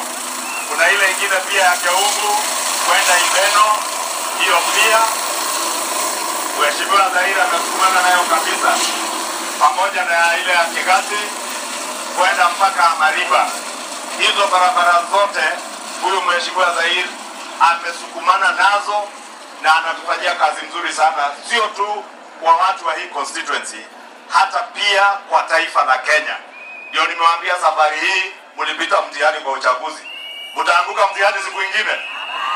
Mtasimama na huyu kijana wa kazi, mtasimama na yeye 2027, mtasimama na yeye.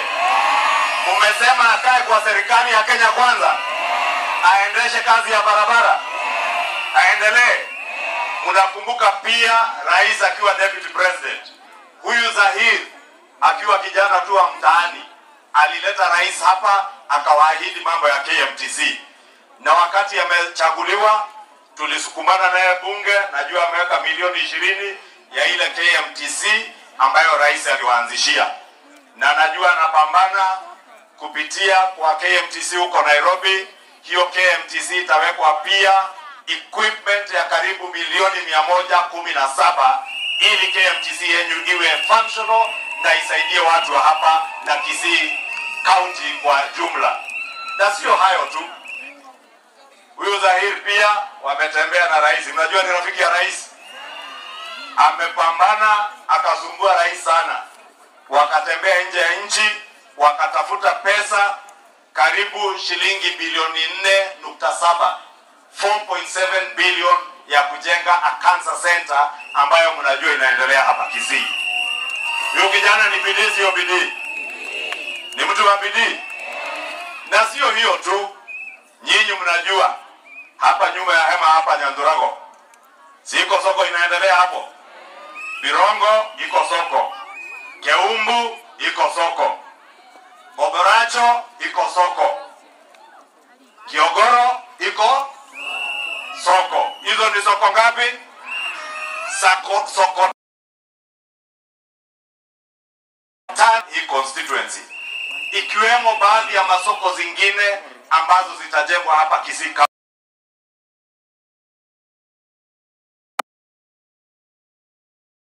Najua National Polytechnic yetu hapa na Kisii University, Institutional House of Polytechnic na wale wa Kisii University wako na mahali pa kuishi, nyumba ya kisasa na ya kifahari. Zahir anafanya afanye. Umesema aendelee asiendelee? Na aendelee na William Ruto na Kindiki ama apige kona? Aendelee na wao kwa hii serikali.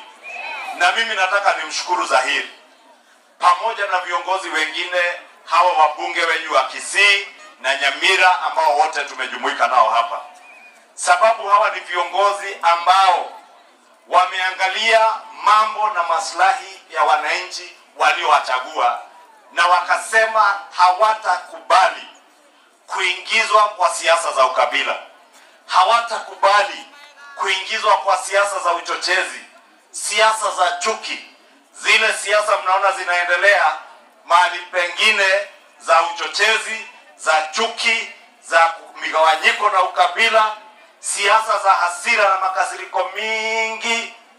Hizo siasa ndio unaona zinawapotosha viongozi wengine.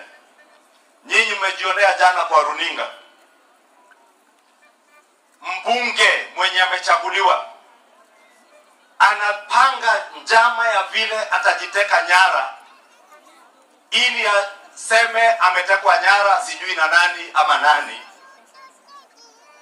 na yeye mwenyewe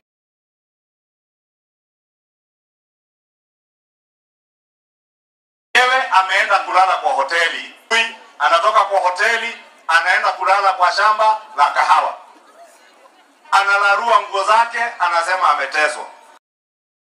Na mimi nataka kuwauliza hata madaktari wetu, na nilisema jana kwa bunge, hata madaktari wa Karen Hospital ni lazima waajibike na waweke ile kiapo wamekula kama madaktari. Wasikubali hospitali yao kutumiwa kufanya mambo ya ukora, mambo ambayo ni ya kujaribu kuleta vurugu, fujo nchini Kenya. Sababu wale wa kupanga mambo ati njama ya kujiteka nyara ni watu wa kutaka kueneza ile siasa ya chuki, siasa ya makasiriko, siasa ya migawanyiko, siasa ya ukabila, ile siasa ya kuturudisha nyuma. Hao ndio unaona wakisema eti tukienda kufanya economic empowerment kama hii Mheshimiwa Zahiri ametuita hapa, tumefanya makosa. Jameni, abantu waizo tumefanya makosa kuja hapa? Tuendelee na empowerment, tusiendelee? Na sababu hawaelewi mambo ya economic empowerment yenye tunafanya ni sababu hawakuelewa agenda ya serikali tuliyopigia kura ya bottom up economic transformation agenda. Sababu agenda ya bottom up haikuwa ni mambo ya campaign. Tuliwaambia manyumba yatajengwa, mama mboga, kijana wa bodaboda ataishi kwa nyumba ya kifahari, nyumba kama hizo za affordable housing. Hiyo ndio ilikuwa agenda ya bottom up. Tukawaambia, na nakumbuka tulikuja hapa Nyandurago na rais 2022, akawaambia mama mboga atajengewa soko ya kisasa. Si soko ni hizo tunasema hata hapa Nyandurago inajengwa? Hawakuelewa pia hizo soko zikikamilika, zinapoendelea kujengwa, lazima tutayarisha wafanyabiashara ambao watakuwa na stock ya kutosha ya kuweka maduka kwa hizo masoko za ghorofa ambazo zinajengwa. Kweli si kweli? Lakini walifikiria hizo masoko zitajengwa alafu watu watoke Nairobi wakuje Nyandurago, mama mboga wa Nyandurago, kijana wa Nyandurago akose stall ama duka kwa soko ya Nyandurago, mimi nitoke Nairobi nikuje kuweka soko hapo, duka hapo. Mnataka nitoke Nairobi nikuje niweke hapa? Si ni mama mboga hapa aweke, akuwe na stock ya kuweka duka hapo?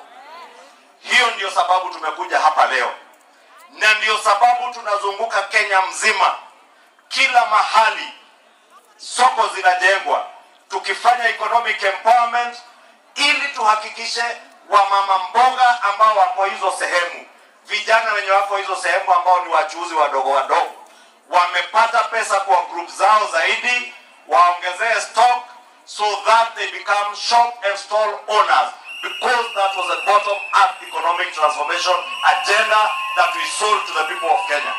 And I have said the bottom-up economic transformation agenda was not a campaign slogan. It was a plan. That is why our manifesto was christened the plan, the bottom-up economic transformation agenda.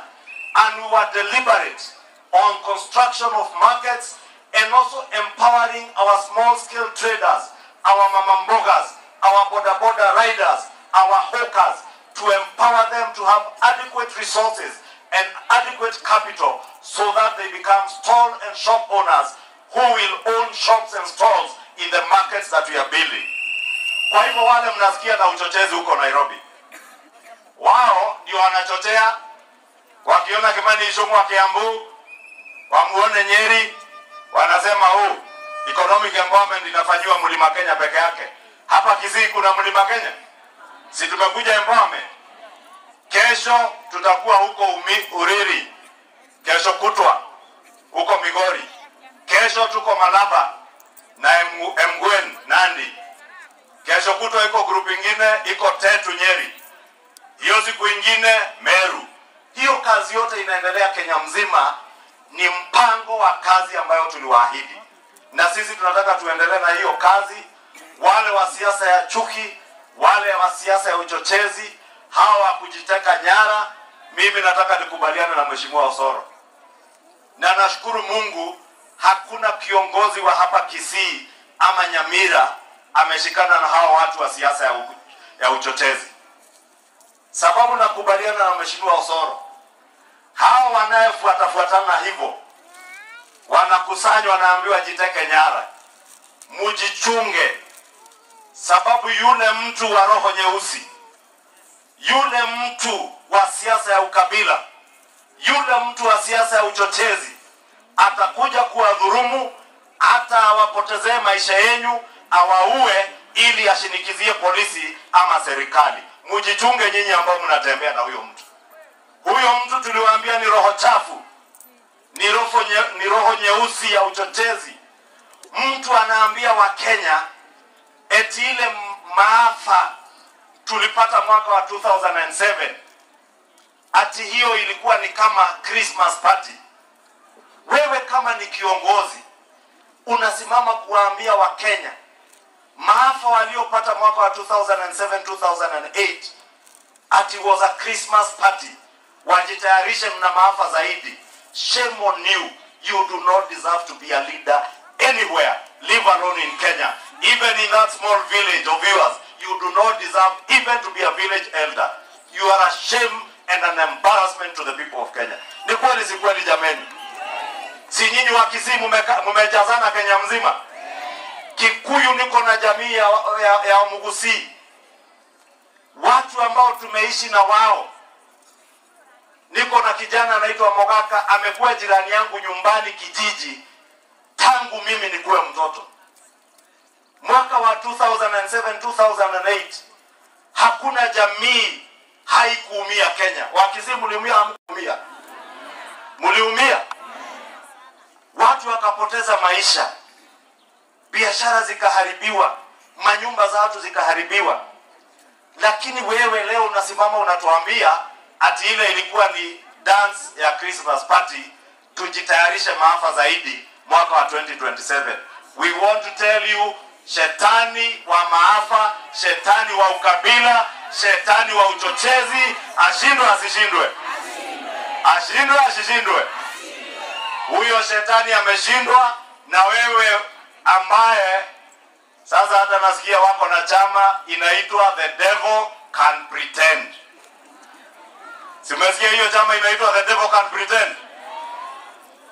The devil can continue pretending, but the people of Kenya will remain one united, prosperous nation focused on the bottom-up economic transformation agenda to uplift their livelihoods. Si ni kweli jameni?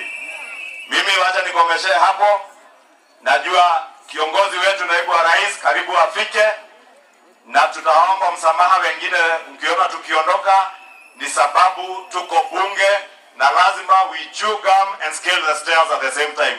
Tukuje hapa mashinani tuungane na nyinyi na turudi tuseme bunge, si ndio? Nikifika bunge afternoon nipeleke salamu zenyu. Niwaambie nyinyi mmesema mko ndani ya hii serikali. Mko ndani ya mapembeni. Mko ndani. Ndani katikati. Nikiona rais jioni nimwambie nyinyi mmesema Zahir akae kwa na yeye ama akae kando? Akae na yeye. Na nyinyi 2027 huyu Zahir mwenye anajengea barabara, mwenye anajengea masoko, mwenye anajenga cancer center wakiwa na rais, mwenye anajenga manyumba, mtamkumbuka jameni? Mtamkumbuka? Na Rais William Ruto mtakuwa na yeye? Hebu nione wenye watakuwa na Rais William Ruto na Zahir. Asanteni, mimi ili wale wanasema waendelee kusema, si ndio? Wale wa matusi waendelee na matusi, na sisi tuendelee na bottom. Tuendelee na bottom. Na mimi nimekuja na mchango yangu ya bottom up ya shilingi 1,000,000. Na Mungu awabariki. Asante sana Leader. Thank you so much.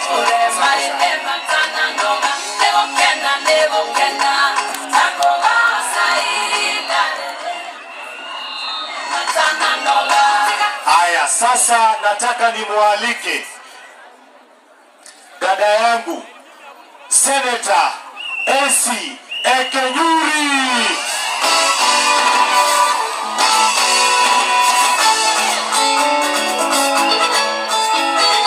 Poleni, nilikuwa nimesahau. Si mnajua tuko na waziri anaitwa Ogamba Migosi, mnamjua?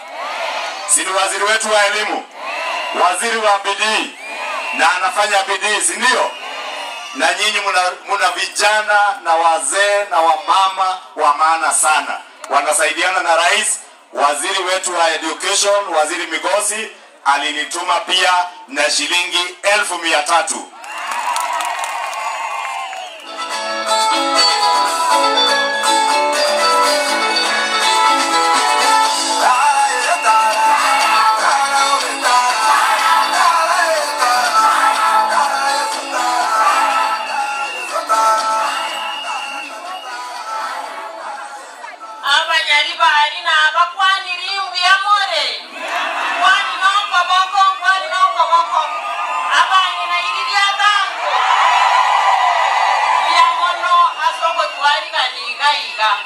Okenyuri nero oyo nigondo mo senator seitere bo machoge bora Kenyenya nkabenya roka ya nyagosirane ribogecho motere kimchujo ogakwanire siasa bosonge posta area egentege tangani njetindi ko chikoba motambe chinkwana chiane echiko bachinyenge bune kimokiane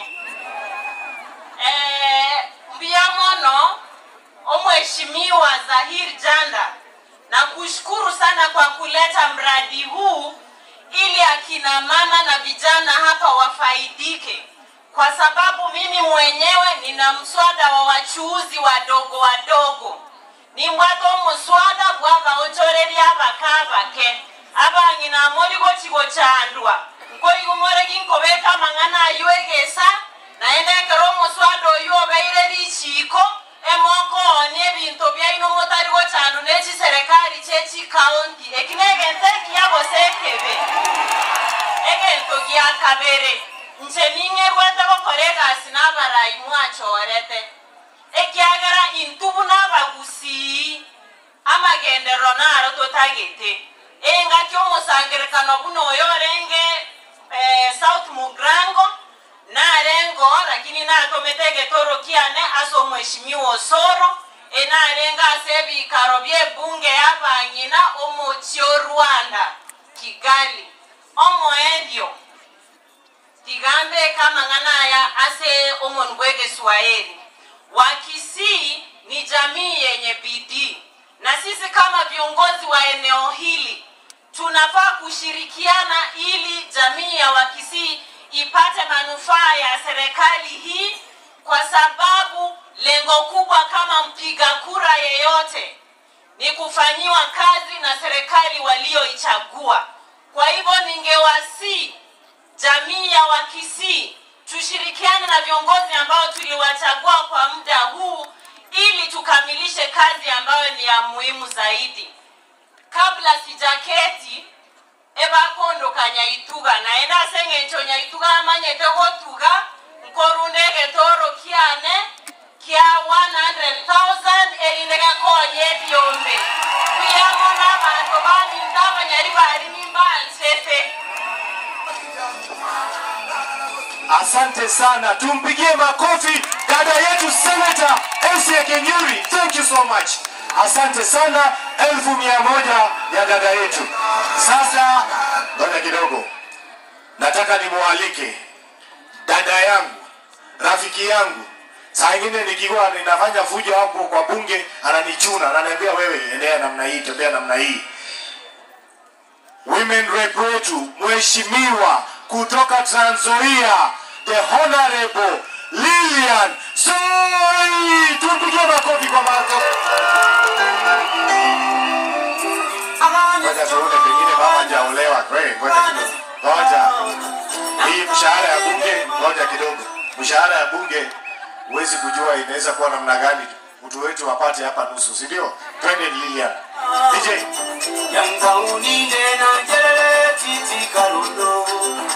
Aya, Asante sana, asante sana.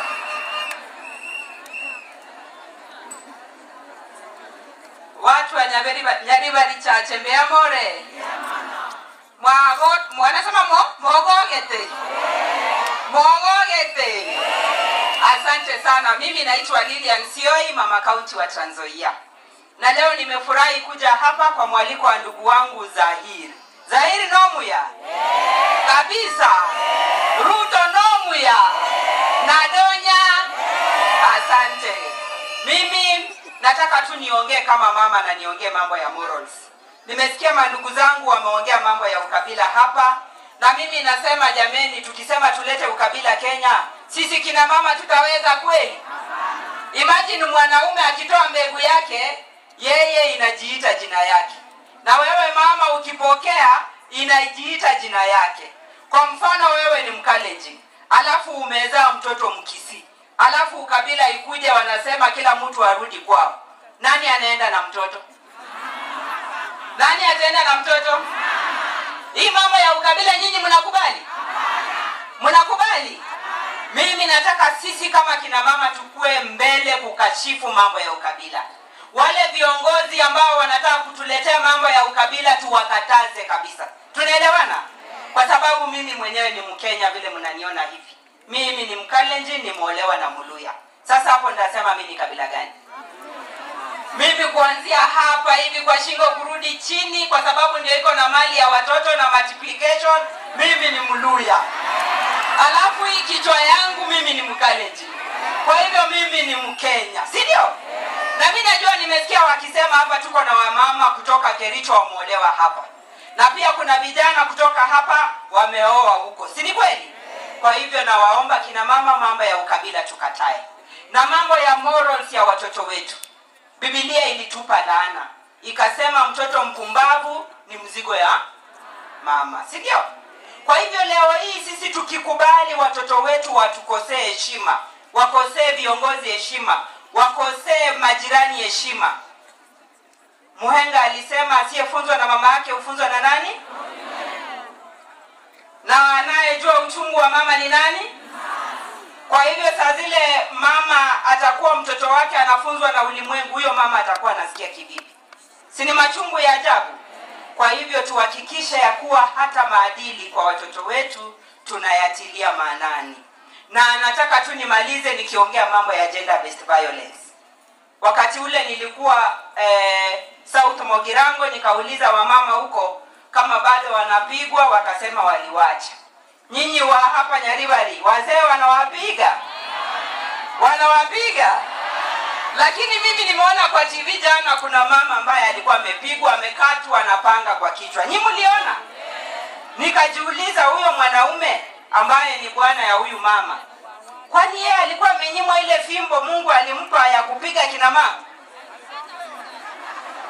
Huyo mwanaume ako nayo kweli? Ni kama hana, si ndio? Na kama alikuwa hana, si angesema jirani amsaidie jameni.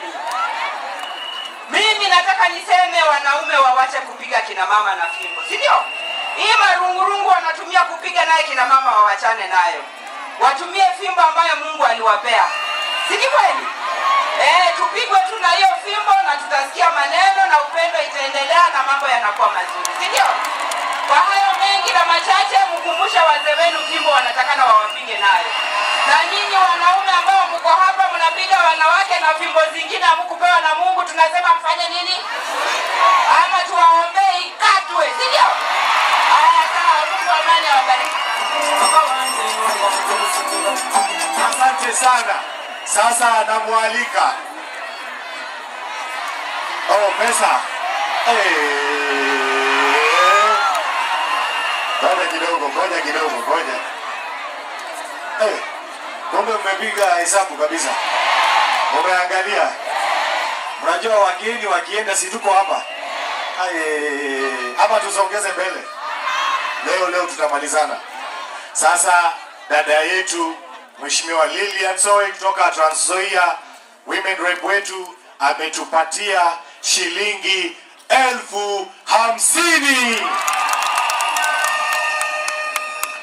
Sasa namualika na nataka mumkaribishe kwa fujo kwa shangwe na vigelegele dada yetu Mheshimiwa Women Rep kutoka jirani Migori, Fatuma Full-Network.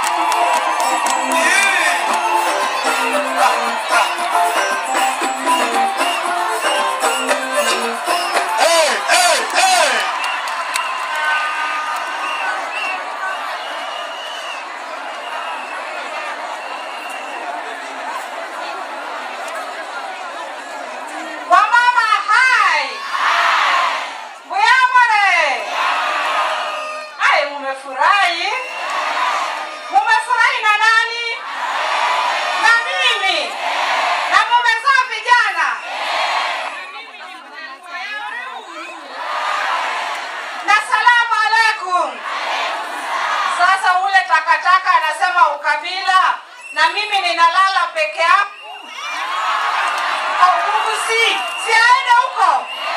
Si ukabila uliisha Kenya. Na mimi juzi nimeona maajabu. Alifundisha kijana mdogo sana tabia mbaya. Kwa sababu sisi tukitoka kutafuta kura hapa, tunaenda kanisani, tunaambia Mungu asante, tumetembea vizuri, tumeongelelea Mheshimiwa Ruto na Mungu asante uzidi kutujalia. Hao wakitoka rali kama hii, kila mtu anashikilia Fatuma yake, anaweka Full-Network yake hapo, alafu mbunge amepatikana na bibi yake. Badala ya kuambia mke wake, shetani amenipeleka hapa na nimejipata palipabaya, ule mtu wake tulimpeach, anamwambia usijali hizi vitu hata mimi ufanya. Wewe enda ujiabdak, lala pale useme umepigwa, umeshikwa, umefanywa nini, bibi atahurumia, atakusamea. Mwambie hiyo ni ukora ya kipumbavu. Mwanaume akishikwa, ambie bibi pole, shetani aliingia pabaya, tukate hiyo shetani. Lakini hapana ingiza jina ya serikali kwa uchafu na tamaa ambayo mmefundishana kwa grupu yenu, mkitembea ni kutawala wake za watu, wasichana za watu. Tunasema ashindwe. Ashindwe. Mimi ukiniona hapa, mimi ni mtoto wa baba Raila Amolo Odinga. Kwa hivyo ukiniona umeona baba wa kisichana, umeona mtoto wa baba. Na ukiangalia huko unaona watoto wengine kama Erin Mayaka, mtoto wa baba. Na unaona wa vijana wa Ruto pia. Tunaonyesha sura mpya Kenya hii. Tunasema Kenya tutaungana. Hapa wa Kisii, nyinyi mnapigaga kura mara mbili. Mnagawia upande ule kidogo na mnawekea baba yake. Si ni ukweli? Hamujawahi piga mali nyingine, ni kidogo huko na baba. Na safari huu baba amesema mimi ni mzee, siwezi wacha nchi iharibike. Nimekula chumvi ya kutosha, lakini hawa vijana hawajakula ya kutosha. Nitaleta amani katika Kenya. Akaambia Rais Ruto, ijapokuwa tuling'ang'ania kitu, tushikane mikono, tupeleke Kenya mbele. Alifanya mbaya ama alifanya mzuri? Sasa ile inakuja hapa inawaambia mambo ambayo hayafai. Wakisia wana ukabila, wangekuwa na ukabila wangepatia Zaire kura, si ni kweli?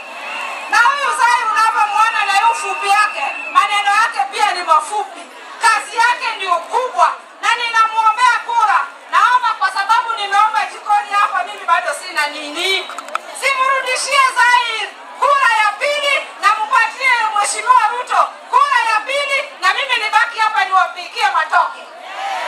Wamama mko? Mnajua kitu inaitwa SHA? Umeenda hospitali karibuni? Umejaribu kutumia SHA? Mimi mama yangu alikuwa mgonjwa, alivunjika na sikukuwa na pesa, nikampeleka Aga Khan.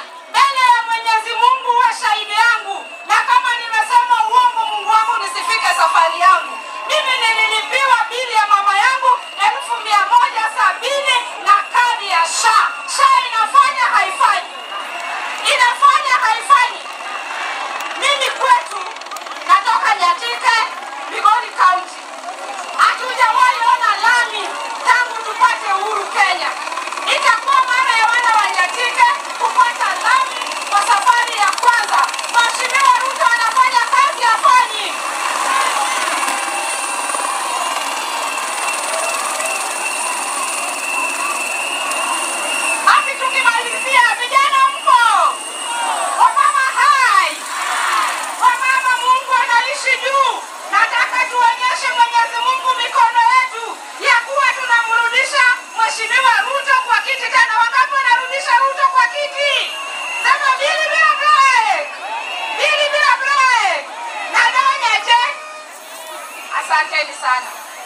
Totelele igoro tukaribisha mgeni. Tayari gani bono. Ngaye biri hata bire. Mete biri hata bia. Studio tafadhali tupe kibao cha kumkaribisha mheshimiwa naibu wa rais. Karibu sana, karibu tena mheshimiwa naibu wa rais.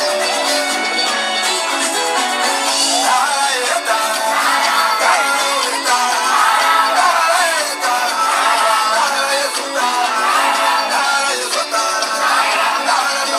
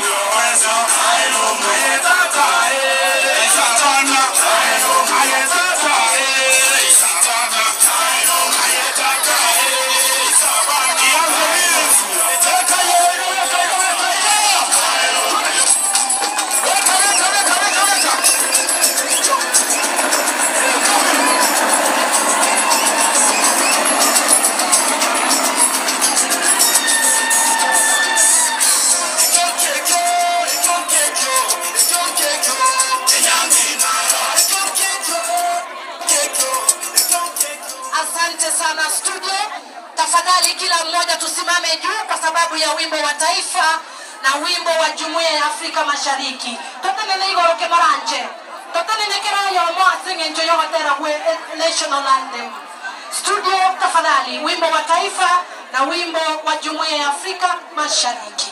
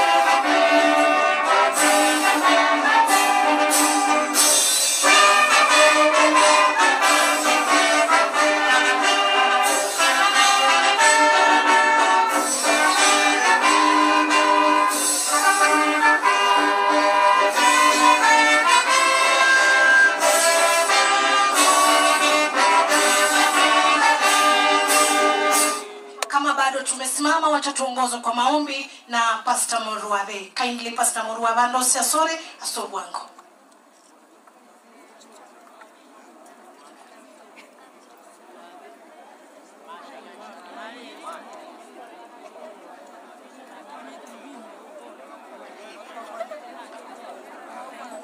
Basi tuamini na tuombe.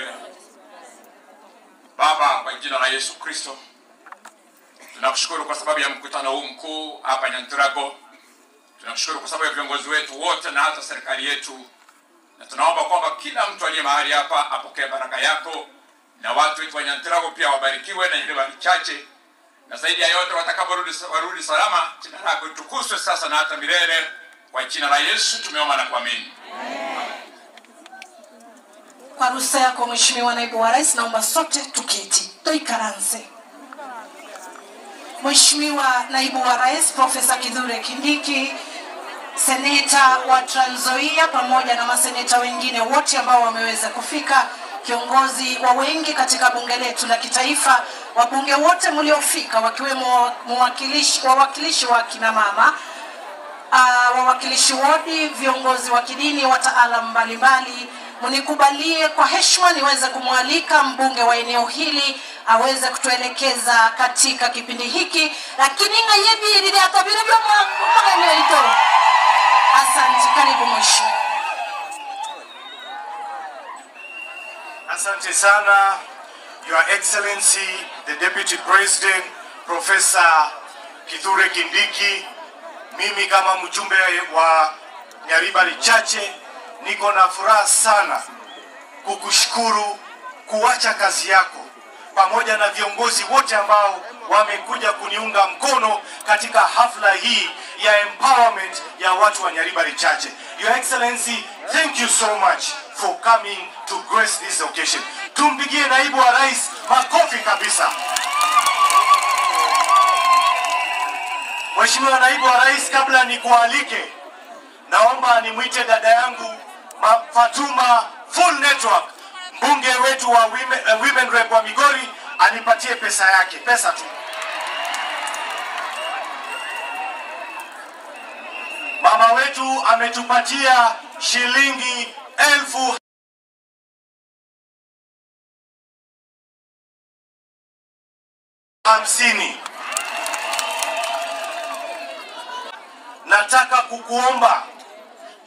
Nataka kuomba wananchi kwa heshima, kwa shangwe, mkaribishe Naibu wa Rais Mheshimiwa Profesa Kithure Kindiki.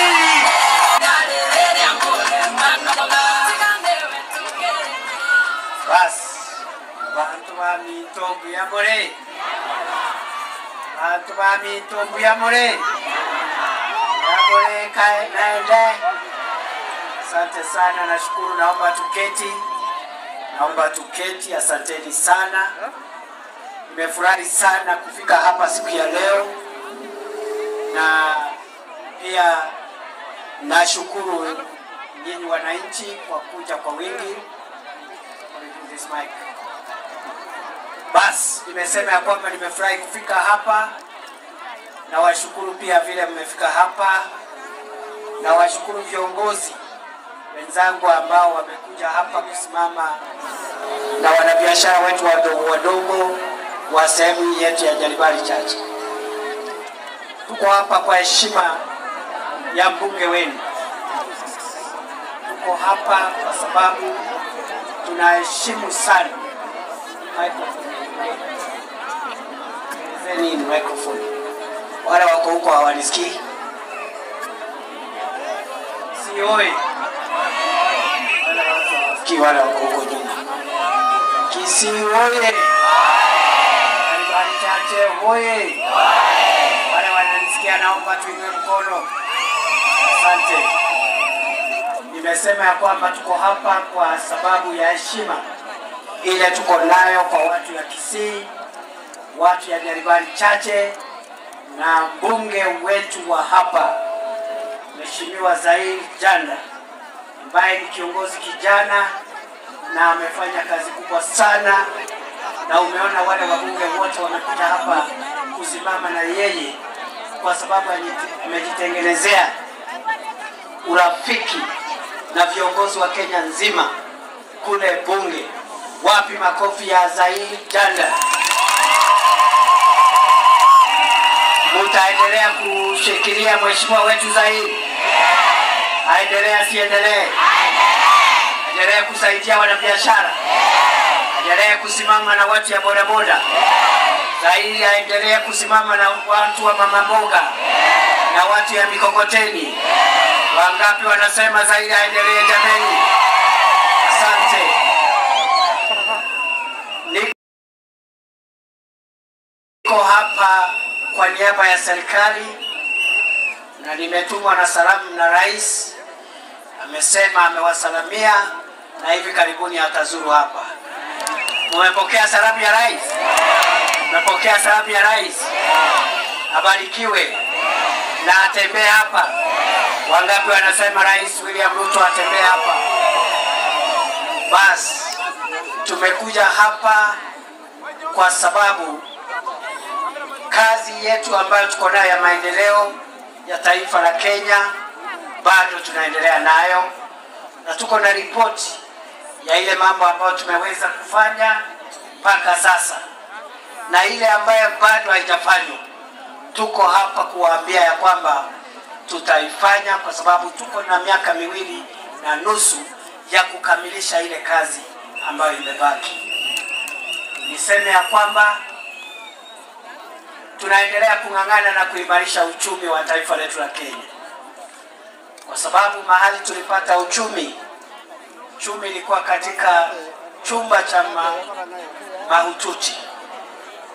The economy was in a bad situation kwa sababu ya corona na COVID-19 ambayo ilifunga uchumi wetu kwa zaidi ya mwaka 1.5 hapo 2020-2021.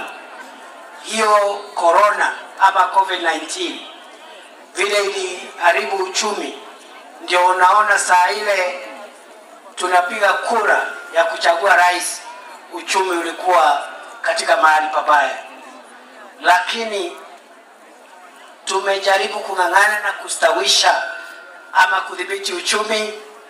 Tumepata mafanikio kiasi, lakini bado tuko na kazi ya kufanya kwa sababu tungetaka uchumi uendelee kuimarika hata zaidi.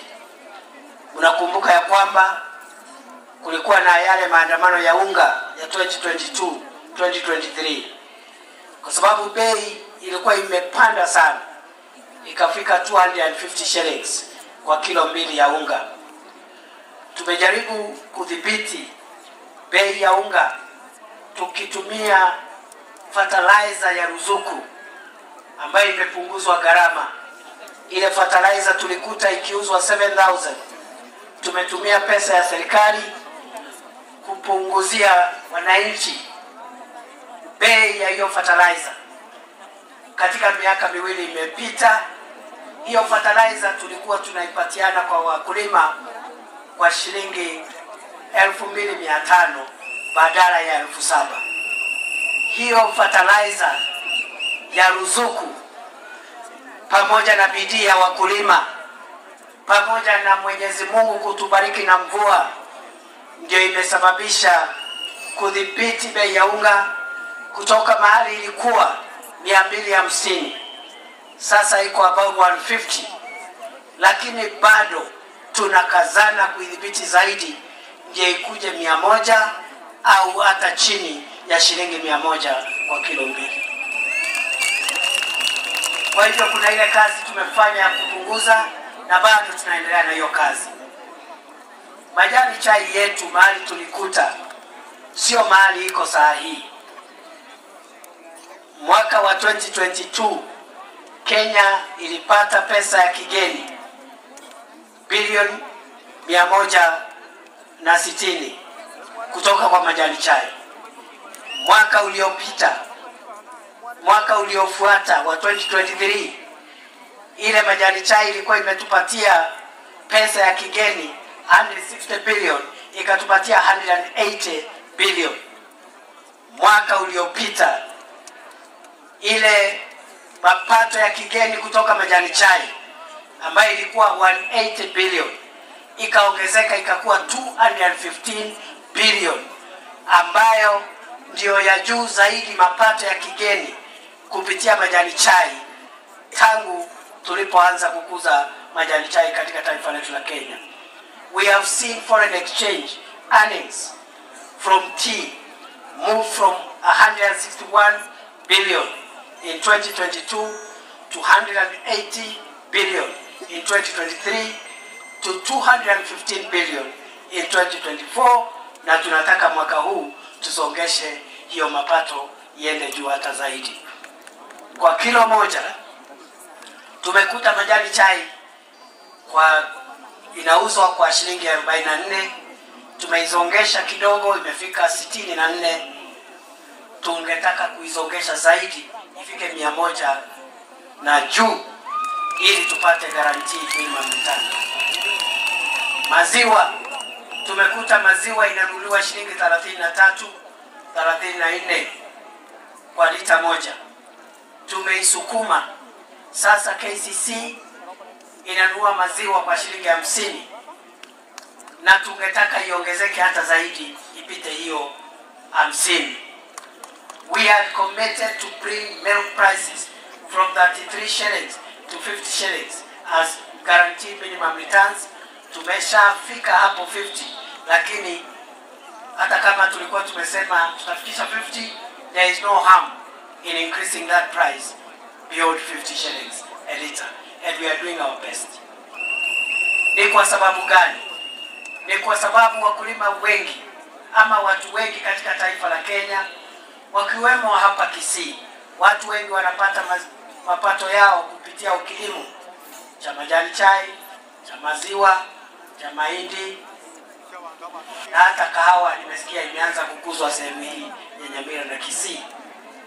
Kahawa, kwa zile sehemu zinakuza kahawa, and I really want to encourage the people of Kisii and Nyamira to plant more coffee because coffee has become very profitable.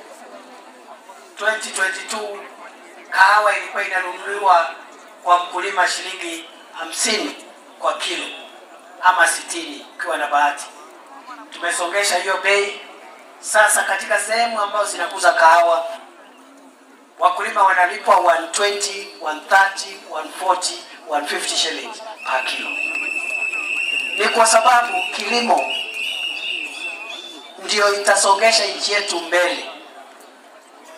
Kilimo ndio inashikilia wananchi wengi kupata riziki. Kuna ile hatua tumefikisha, lakini kama vile nimewaambia, bado hiyo safari haijafika mwisho.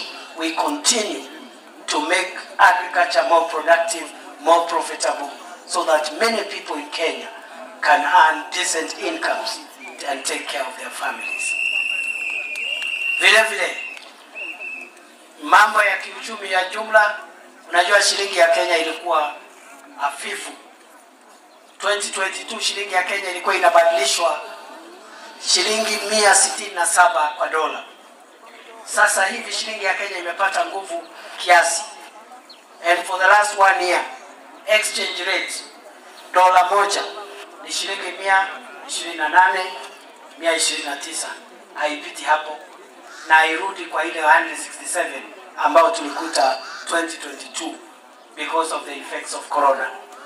Tunakazana vile nimesema kudhibiti bei ya unga, kudhibiti bei ya petroli. Petroli ilikuwa imepanda na wananchi wengi wakaumia zaidi kwa sababu lita moja ilikuwa inanunuliwa na shilingi 217. Kila mwezi serikali inaendelea kupunguza bei ya petroli. Shilingi 2, shilingi 3, shilingi 5. Katika miaka miwili ambayo imepita, petroli ambayo ilikuwa 217 lita moja imeshuka kwa shilingi 43.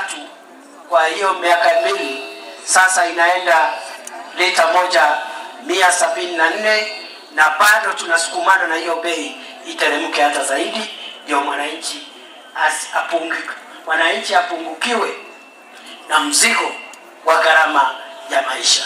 Tuendelee na hiyo kazi ya kupunguza bei ya bidhaa muhimu kama unga na petroli, na kuimarisha nguvu ya shilingi ya Kenya, na kuimarisha bei ya majani chai na kahawa na maziwa ambao watu wengi wanapata riziki kutoka pale. Tuendelee, tusiendelee jameni? Tuendelee na hiyo kazi.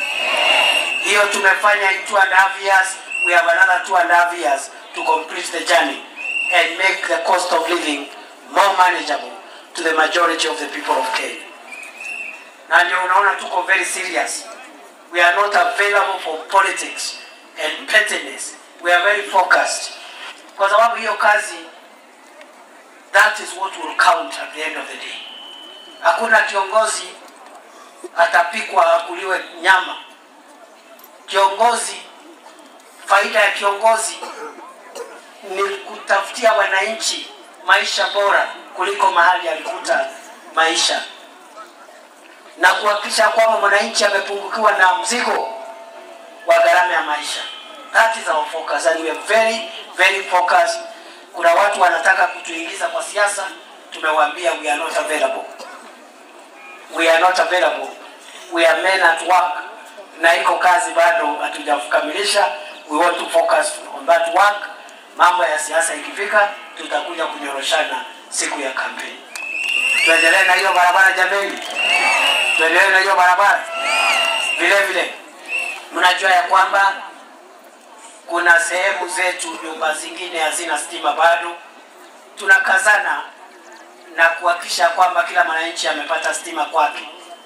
Kwa sababu stima sio raha ya viongozi peke yao na matajiri. Stima ni haki ya kila mwananchi. Haijalishi nyumba yako ni ya mabati ama ya mawe ama ya mbao ama ya matope, upate stima kwako. Hata vile unaendelea kukazana kujenga nyumba hata bora zaidi, upate stima kwanza. Hapa Kisii County kwa jumla, wakati nilikuwa hapa Kisii last week, nilikuwa pale 2 weeks ago nafikiri, pale kitutu cha Chenov. Niliwaambia ile pesa serikali ilikuwa imetoa hapa, it was about 1.8 billion, sasa imeongezeka by 200 million. Right now in Kisii, programs ya stima ya last mile connectivity, ya kuweka stima kwa manyumba ya wananchi na biashara ndogo ndogo mashinani hapa Kisii, projects za shilingi bilioni 2 zinaendelea ili kuhakikisha ya kwamba nyumba 32,000 mpya zimepata stima hapa Kisii County. We are connecting an additional 32,000 households here in Kisii County at a cost of 2 billion shillings through the last mile electricity connectivity program. na hiyo kazi tunaendelea nayo. Hao wabunge wanajua ni vijiji gani, ni vitongoji gani hiyo kazi inaendelea. Tuendelee na kazi ya stima, tuendelee tusiendelee? Vile vile tuko na kazi ambayo ilikuwa imekwama kidogo. Unajua, kwa sababu ya vile uchumi ulikuwa katika hali mahututi, barabara nyingi zilikuwa zimeanzishwa, zilikuwa zimesimama. Na najua kuna barabara za hapa, mimi nitarudi hapa in about 10 days maneno ya barabara, kwa sababu tumepata pesa ya kufufua miradi ya barabara ambayo ilikuwa imekwama Kenya nzima, ili tujenge hizo barabara, tukamilishe, wananchi wapate mahali pazuri pa kusafiri.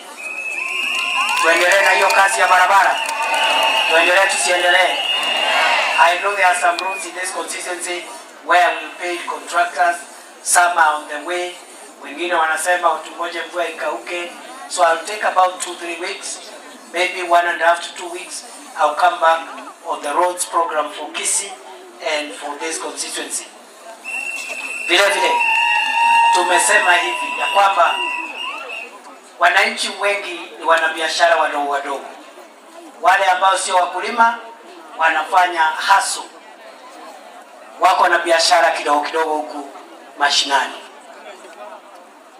Kuna akina mama wanauza mboga, nyanya pale sokoni, tunawaita mama mboga. Kweli si kweli? Kuna watu ya bodaboda wanasukuma biashara yao na hiyo nduthi, hiyo pikipiki. Kuna watu ya mkokoteni, kuna mtu wako na kinyozi yake hapo kidogo. Kuna mwingine msichana ako na salon hapo kwa kijiji.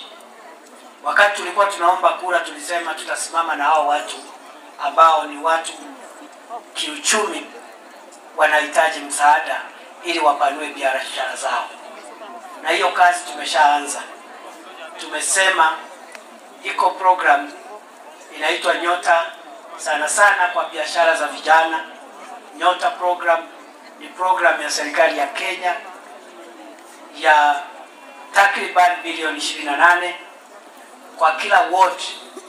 Tutatafuta hizi biashara ndogo ndogo, sio biashara kubwa, biashara ndogo ya mama mboga, biashara ya kinyozi, ya salon, catering business, tailoring, hizo. Na kila ward serikali itapeana shilingi 50,000 kwa biashara 70 kwa kila ward katika Jamhuri yetu ya Kenya, ili kupanua biashara ndogo ndogo. Vile vile tumesema ya kwamba kwa mama mboga wetu na wachuuzi, hawkers, mama mboga, tuwache kuachilia kufanya biashara zao. Kama ni bodaboda wanafanyia huko kwa jua, hawana shed, hawana chochote.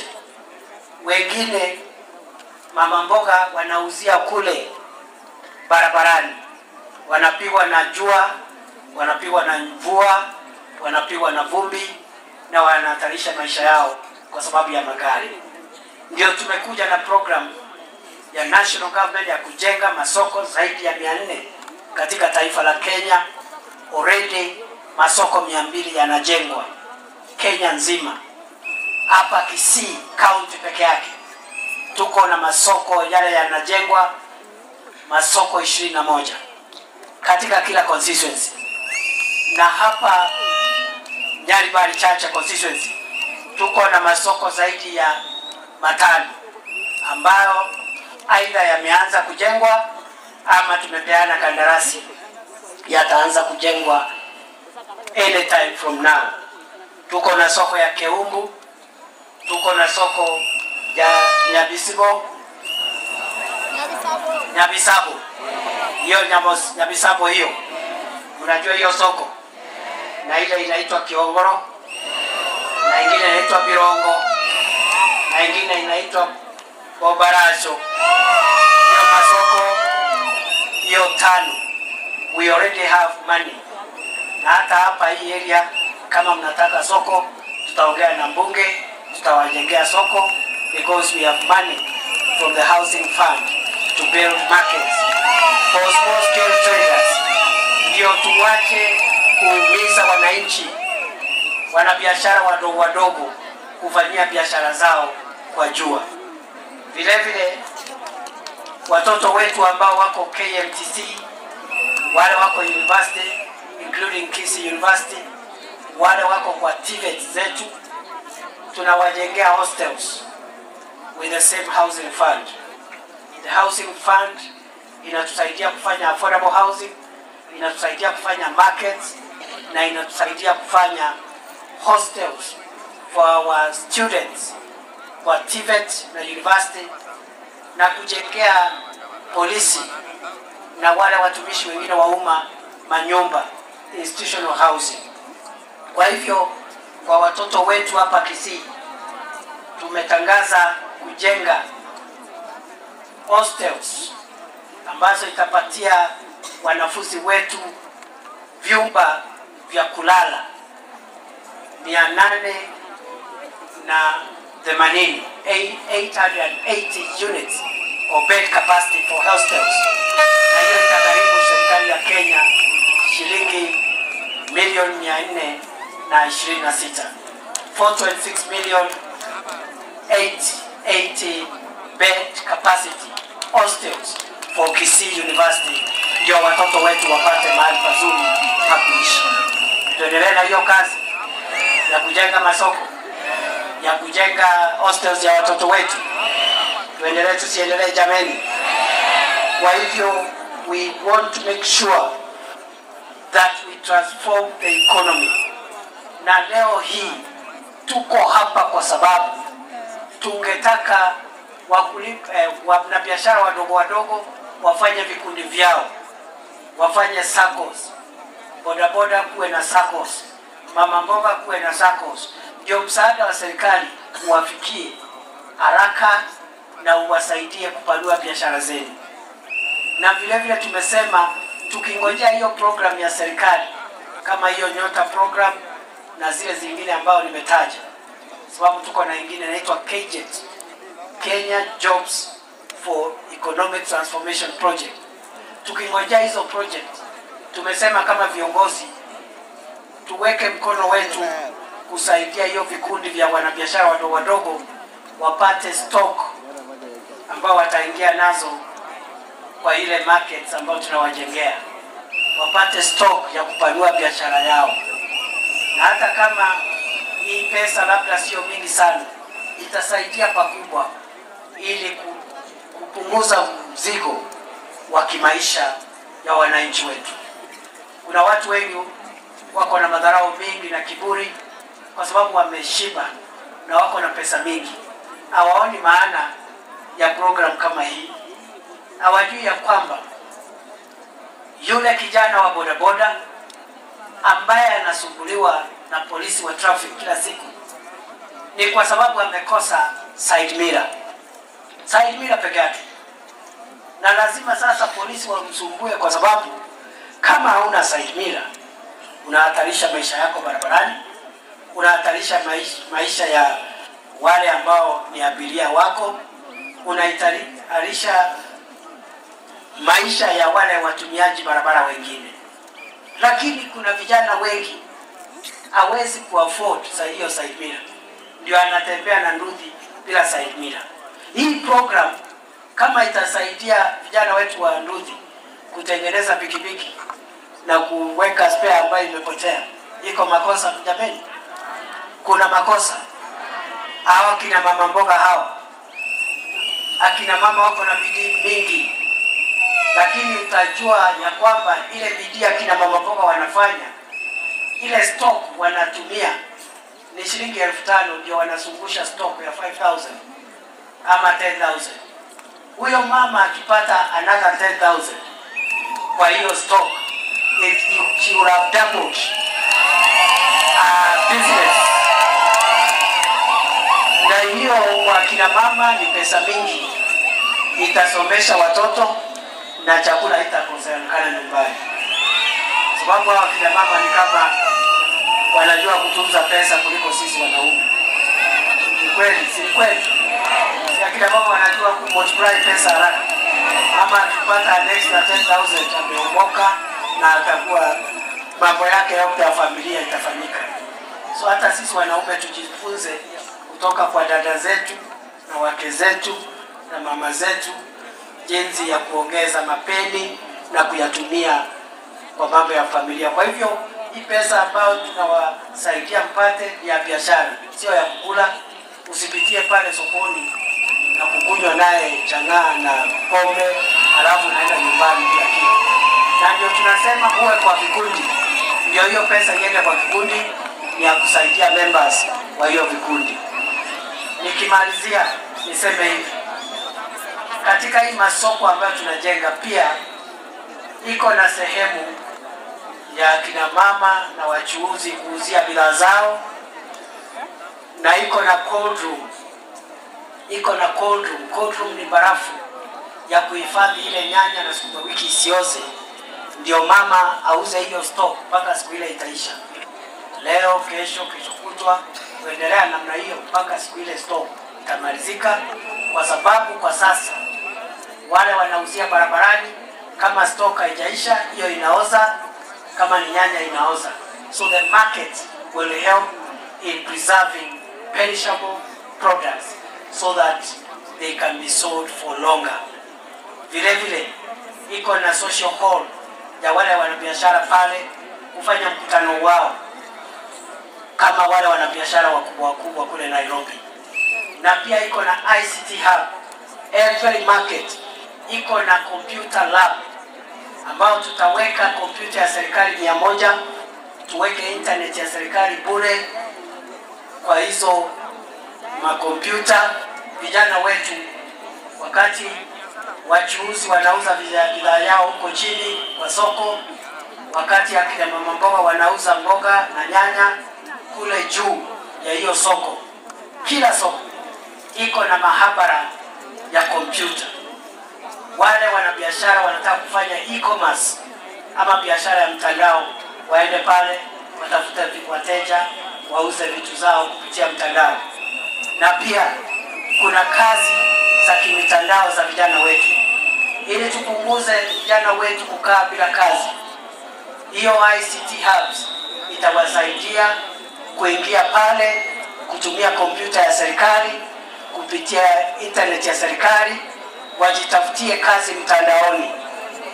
Iko kazi pale kama app developer, iko kazi pale kama transcriber, web designer, foreign exchange trading. Iko kazi nyingi za kimtandao. Ile vijana wamekosa ni internet na kompyuta. Ikipatikana wataenda kufanya foreign exchange trading online, wataenda kufanya website development, app development. Ndio tuwache vijana wetu kukaa sokoni pale ili kuja kudanganywa na viongozi na kupewa shilingi 100 ndio wapigie kelele pinzani wa kisiasa. That is misusing young people, is misusing the people of Kenya. So we are trying our best. Kuna mahali tumefika, lakini bado tuko na another 2.5 years ya kukamilisha hii safari yetu ya maendeleo. Mimi nawauliza wenzangu, sisi zote tujumuike katika maneno ya maendeleo. Na mimi najua Wakisii ni watu ya kazi, Wakisii ni watu ya biashara, Wakisii ni watu ya bidii. Ni kweli si kweli? Bora mtu asaidike kidogo katika kilimo chake ama biashara yake, atatengeneza mali. Na Wakisii wako kila sehemu ya Kenya. Ni kweli si kweli? Si Wakisii wako kila sehemu ya Kenya? Si wako mpaka ng'ambo? Si wako huko Amerika? So musidanganyike ati kuchochewa mkosane na watu wengine ati kwa sababu sijui ya nini. Kwa sababu nyinyi ni watu ya biashara, mko kila mahali. Tengenezeni urafiki na sehemu zote za Kenya, za dunia, because you are business people, you are a trading community. Na wale watu wananunua bidhaa zenu sio wale wanaongea Kikisii, kwa sababu ile vitu mnauzia hapa kila mtu wako naye. So wale watawapatia soko the other communities ambao hawana ile vitu ambao mna produce hapa. Kwa hivyo Kenya hii yetu tuendelee kukaa kwa umoja, na tusikubali misingi ya kisiasa itugawanye, misingi ya kikabila itugawanye. Wakati wa siasa ukifika, kila mtu ataenda kupigia ule mtu anataka kura. There is no problem, tutanyoroshana. Mwenye atapata ashukuru Mungu, mwenye atakosa angojee siku nyingine, Mungu atambariki. Ama namna gani watu ya Nyaribari Chache? Unakubaliana na mimi? Ungetaka tuendelee na hiyo barabara ya maendeleo na umoja wa taifa? Tungojee siasa huko mbele. Wangapi wanakubaliana na mimi? Wangapi wanakubaliana? Ama mlikuwa mnataka mimi nikuja hapa kuwachochea? Mimi nimeongea dakika kama 45 ama 15 minutes. Umesikia nikiongea siasa? Umesikia nikidharau mtu yeyote? Si nimeongea mambo ya serikali, mambo ya maendeleo, mambo ya wananchi. Niendelee kama namna hivyo ama mnataka niwe mchochezi? Niwe mchochezi wa kikabila? Na msijidanganye, ungetaka niingie katika uchochezi wa kikabila? Wangapi wanasema niendelee na mambo ya maendeleo?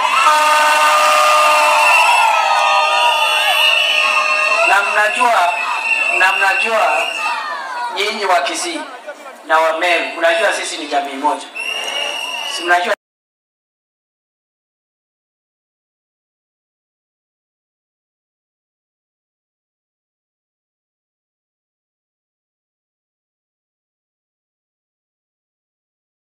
sisi ni my brothers?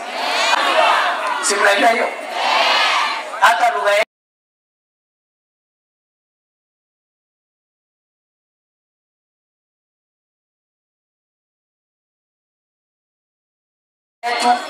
mmoja akiongea ule mwingine atasikia.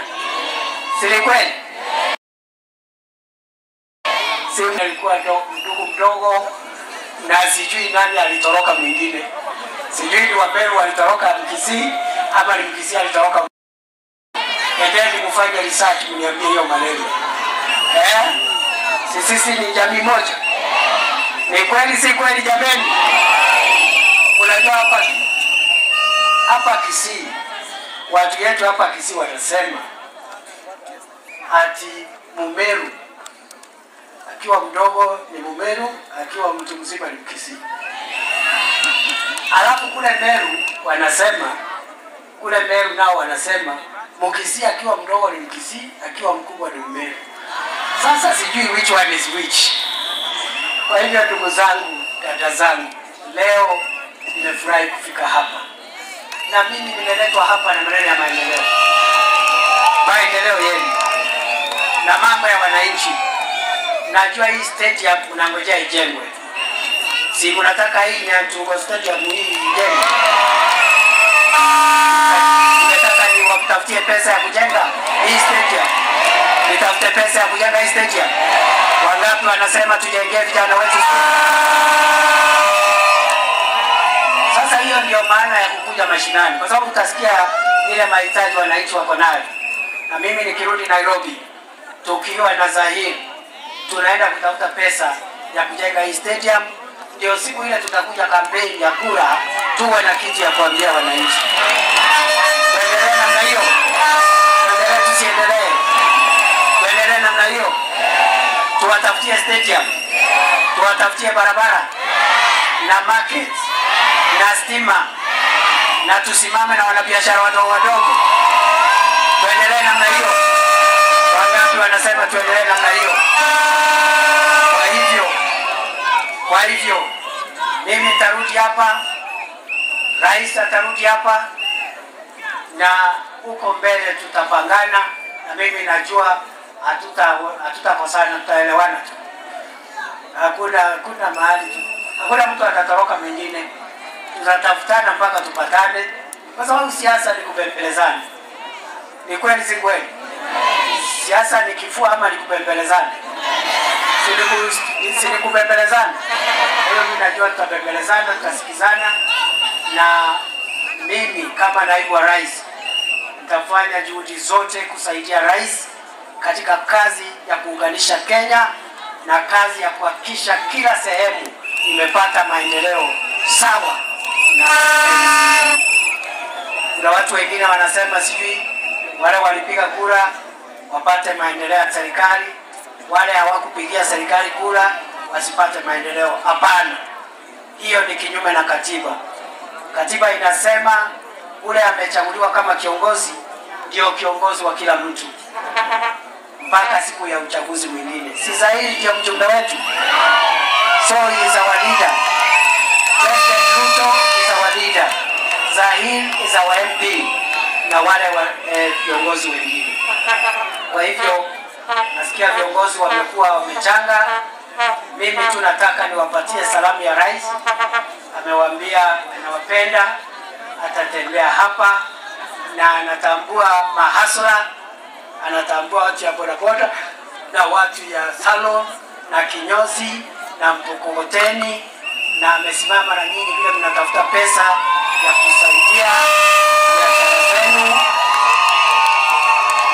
na mimi naacha mchango yake hapa ya shilingi milioni 3. Umefurahia support ya Rais William Ruto? Umefurahia? Nimsalimie nikirudi, nimsalimie nikirudi. Wangapi wanituma kwa Rais William Ruto jamani? So hiyo pesa iletwe hapa na huyu deputy president, huyu hata yeye achange ama aende achange, ni lazima nichange. Sina bahati, si nimeleta salamu ya rais, si ya rais inatosha? Haitoshi, lazima nilipe yeye hata vile niliongea hapa. Nichange nisichange? Wangapi wanasema nichangie wanabiashara? Basi kwa hivyo hata mimi nitasindikisha mkubwa yangu rais na shilingi 10,000 ama ngapi? 20,000, 40, 60, 120, 150, 300,000, 2 million shillings.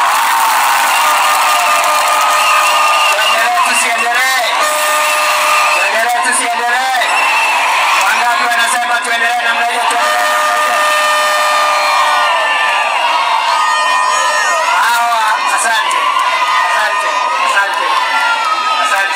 Asante.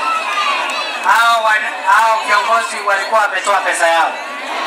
Ule hakutoa akuja atoe saa hii na asalamie.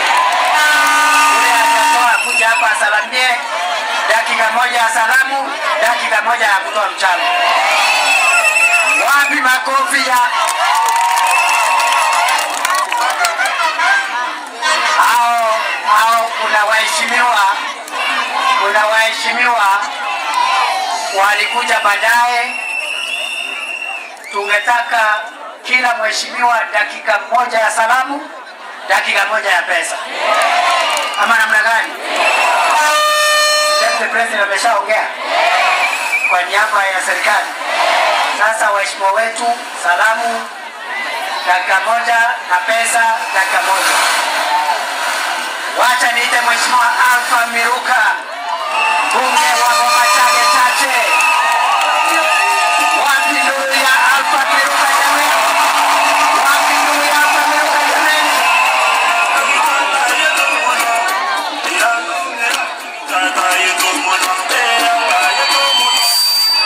Tigara hiyo. Bwana asifiwe. Bora iga. Bwana asifiwe sana. Mumanyete muchumba oyo. Njeko kwalfo mwana pastor. Na achiro ko bakwani erebye gusere bobe. Iga ngaki muchumba gorokwa. Zahiri janda. Kuniona Zahiri. Zahiri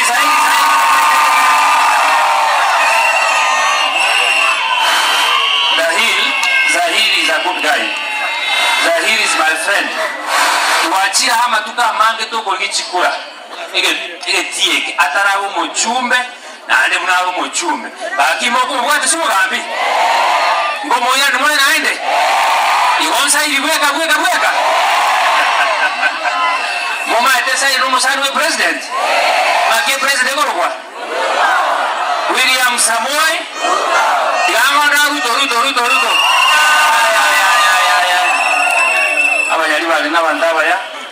Your Excellency, thank you very much for coming.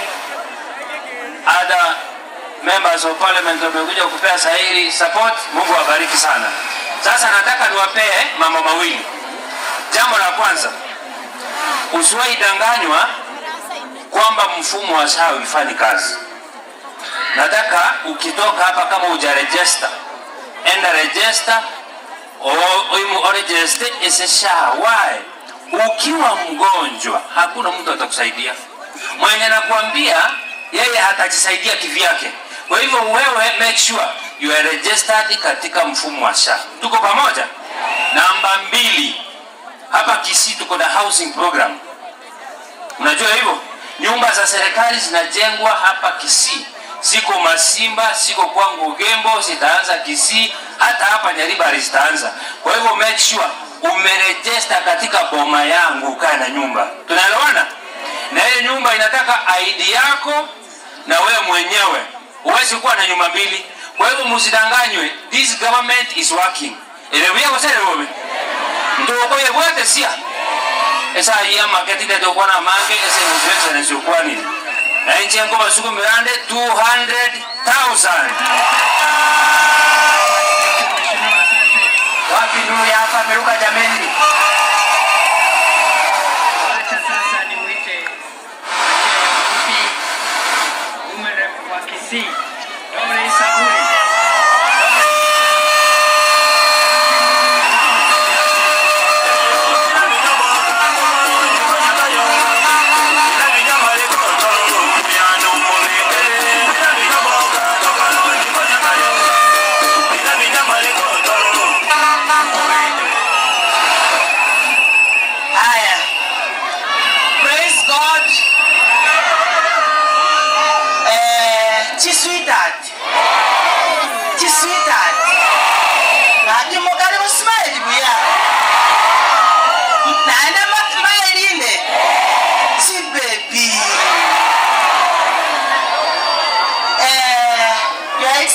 Hapa Kisii wazee wetu wanatupenda. Hivyo umesikia anaita kina mama sweetheart, wazee wanatuita sweetheart. Ama namna gani ya kina mama? Na nyinyi mnaita aje wazee?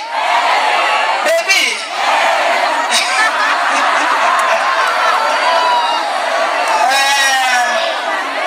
Leo tumejionea maajabu. Ukweli wageni wakija wenyeji wanafanya nini?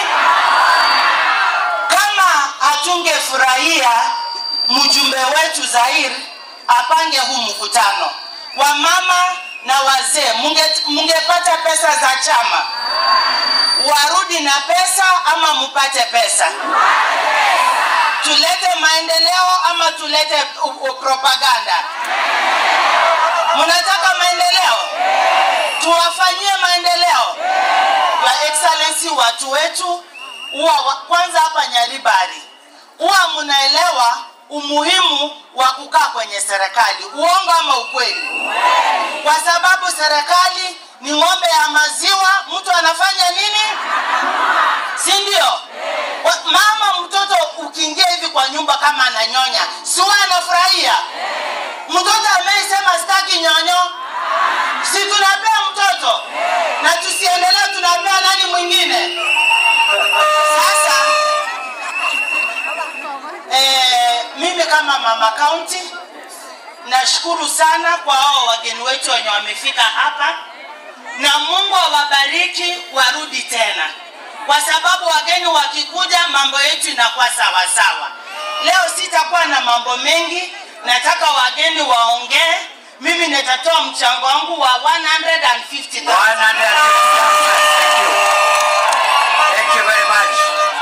Asante mama county, ubarikiwe. Thank you very much. Asante sana. Wacha nimuite mheshimiwa Dan Manduku, mheshimiwa wa Nyaribari Masaba. Nyaribari Masaba, architect Dan Manduku.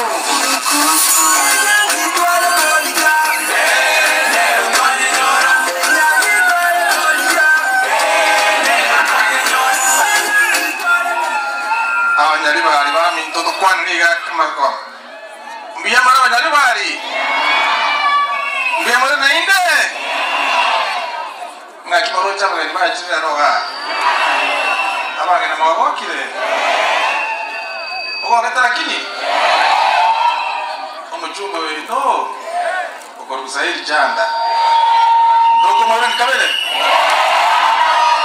onya go ikara stega nainde Turi kwa kera Zaire kura yamaro kwa igoro anya wikara stega nainde turi kwa kera Zaire kura ngako korondole iyo mwezi mwachire Zaire janga ora kama huko iga ono ni kwa to goichana monde galleria Mouroyo oyo Mouro bito lakini rende omawa kanale kuruse Italia okumurama okomoroko moisia yamo achita bachora omo achore to mojumbe osero moisi mo achore te ogachoro mojumbe osero moisia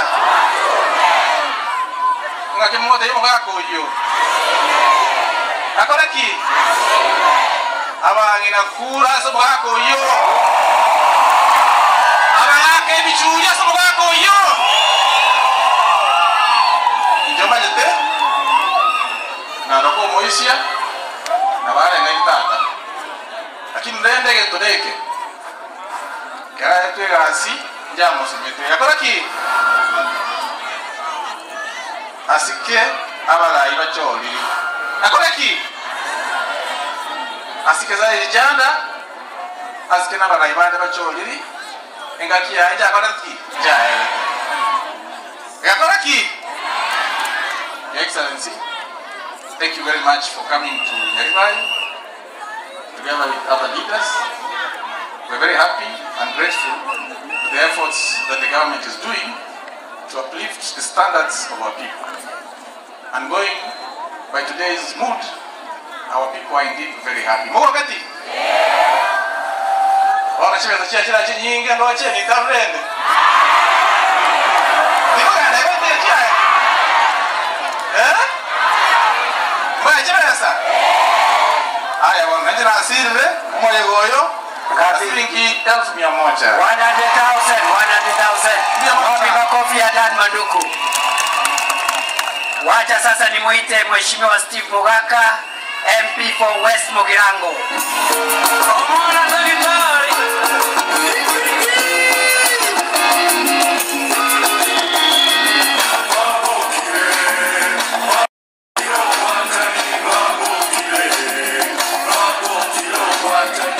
Thank you, DJ. Biyamono. Abanyaribari abantu bakise kaunti Nkwaningo Mugirango Nkwaningo. God is good and all the time. God is good. Thank you so much, Your Excellency, ndugu yetu Farouk and my colleague MPs and all other leaders. Mimi kwa majina ni Steve Mogaka, taaluma yangu ni wakili. Constituency yangu ni West Mugirango. Abagirango batebi nga Nyaribari aso musanyo neza janda kokamba ndeta maika watanga maika noko boko gocha igoro.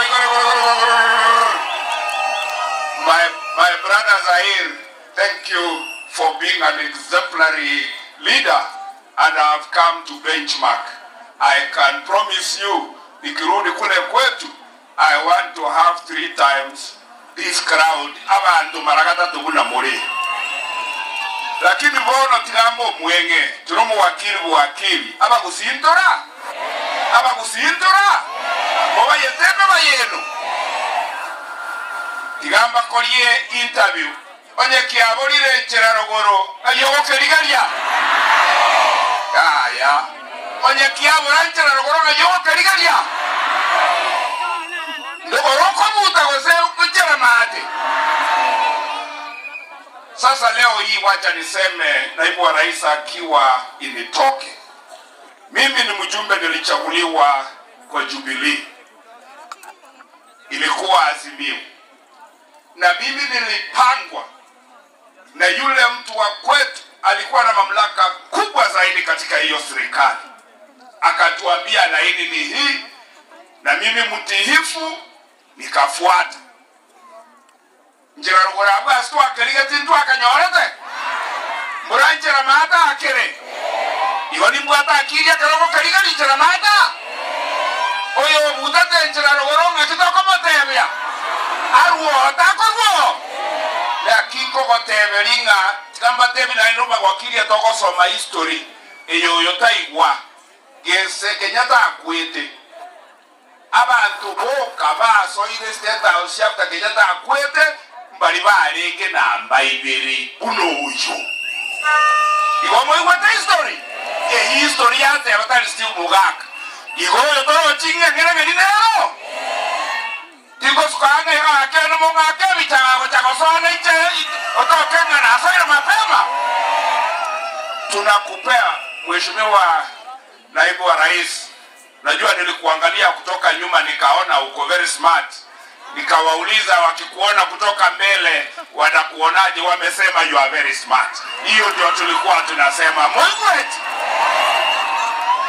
Tikatotelele serikali yeye toko nyege saku. God bless you. Mimi ninasaidia rafiki yangu jana na 50,000 wapi makofi ya mheshimiwa Mugaka jamii. Barikiwa sana. Lakini amenipanga hapo kidogo. Hiyo sio ile alisema. Simuambia sisi tunaelewa lugha. Bana. Ulikuwa mnaongea mambo ya smartness. Hakuna. Nisikia Kenyatta siji akakufa alafu namna hii. Ile mwingine akaenda namna hii. Si namna hiyo. Huyo Steve Mugaka hajawaambia, si unaona analingalinga hapa yeye ni wakili. Lakini hajawaambia nani alimfundisha kuwa wakili. Mimi ndio nilikuwa mwalimu yake. Kwa hivyo atalipa deni ama namna gani? Si nilimfanya akawa wakili. Alafu watu ya West Mugirango wakamfanya ujumbe. Si alipe deni ya mwalimu yake. Alipe asilipe? Wangapi wanasema Mugaka alipe deni.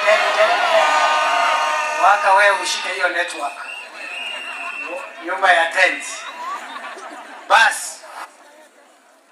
Wacha sasa nimuite Mheshimiwa Jerusha Momanyi, Women Rep wa Nyamira County.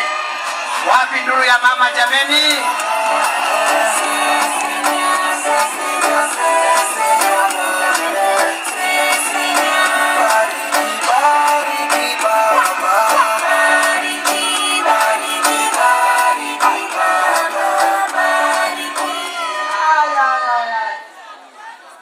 Thank you. Oyonere ntogoro orure Nyamira. Abanyali bali baminto, abagusia abaya, abana bababa, abapadiri biyamore. Biyamore kabisa biyamore. Your Excellency, the Deputy President of the Republic of Kenya, colleague members of Parliament, invited guests. Leo hii tuko na furaha nyingi. Sana mimi niko na furaha kwa sababu vile nimesikia His Excellency the speech ambayo ametupatia for around 50 to 1 hour. I think that was it. It's about an hour. Mimi nimeona mtu ambaye ametumwa na Mungu. Nyinyi mumeona aje? Si mumeona? Na tumeona nchi yetu itakuwa na amani. Na tumeona sisi kama wana Kenya. Hata jana wakati tulikuwa na maombi. Hata nyinyi nyote mlisudia. Mulisikia His Excellency the President of the Republic of Kenya and the Deputy. Vile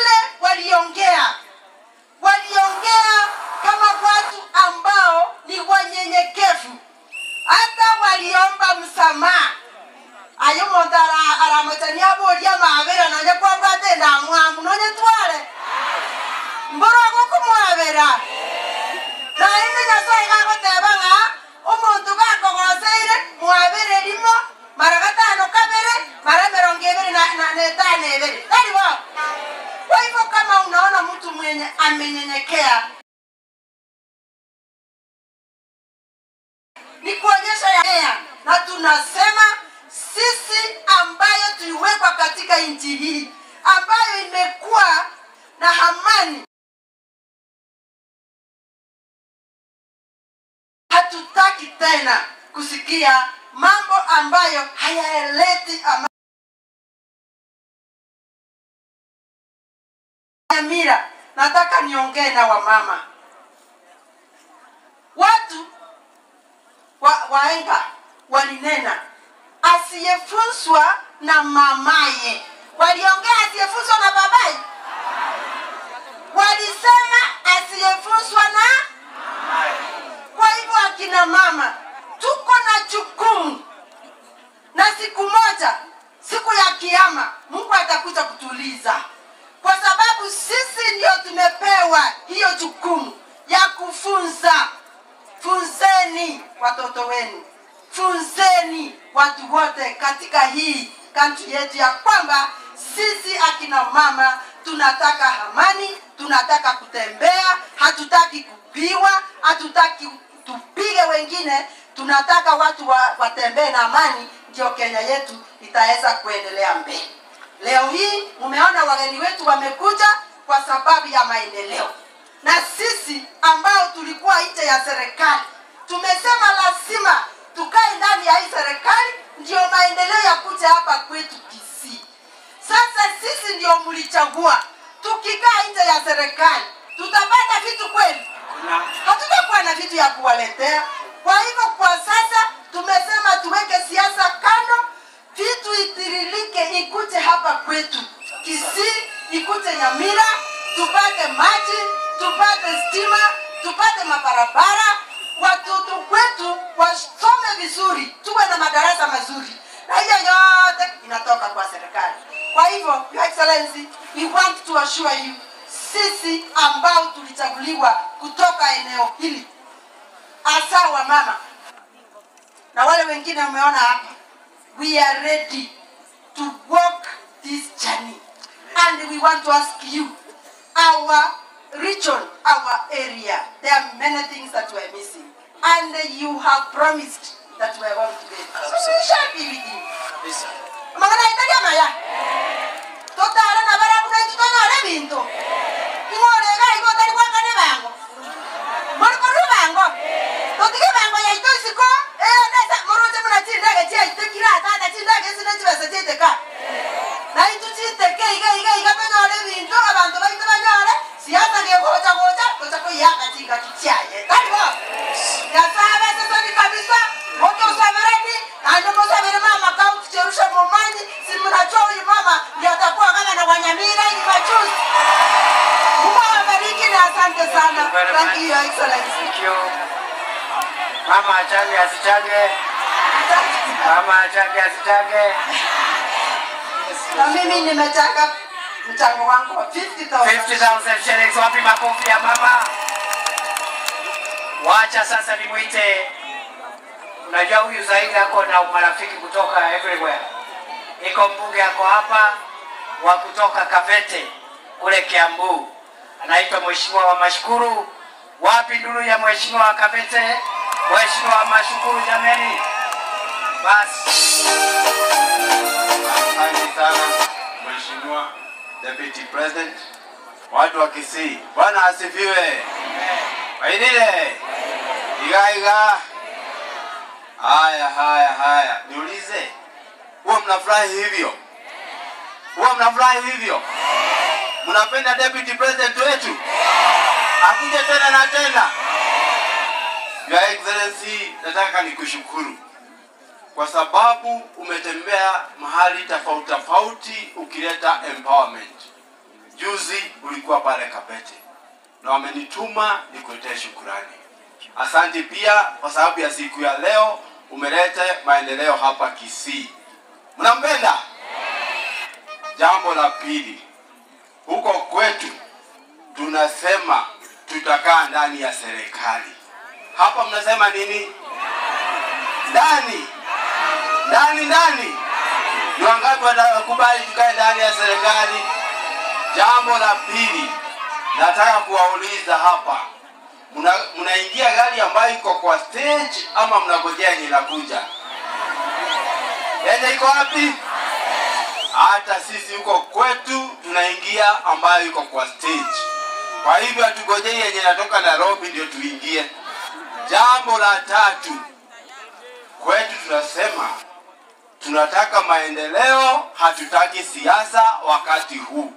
Nyinyi mnasema mnataka maendeleo ama siasa? Maendeleo ama siasa? Maendeleo. Your Excellency, asanti na muendelee kupata maendeleo. Sisi huko kwetu nikiwaongoza tunasema president wetu ni William Samoei Ruto na makamu wake ni Profesa nani? Si hata nyinyi mnasema hivyo? Nikifika huko kwetu nawapelekea salamu kabisa. Githua wa Mashukuru kutoka Kabete. Githua wa Mashukuru, MP for Kabete. 100,000. 100,000. Wacha sasa kielekea kumalizia. Muite Mheshimiwa Jane Kagiri, Women Rep wa Laikipia.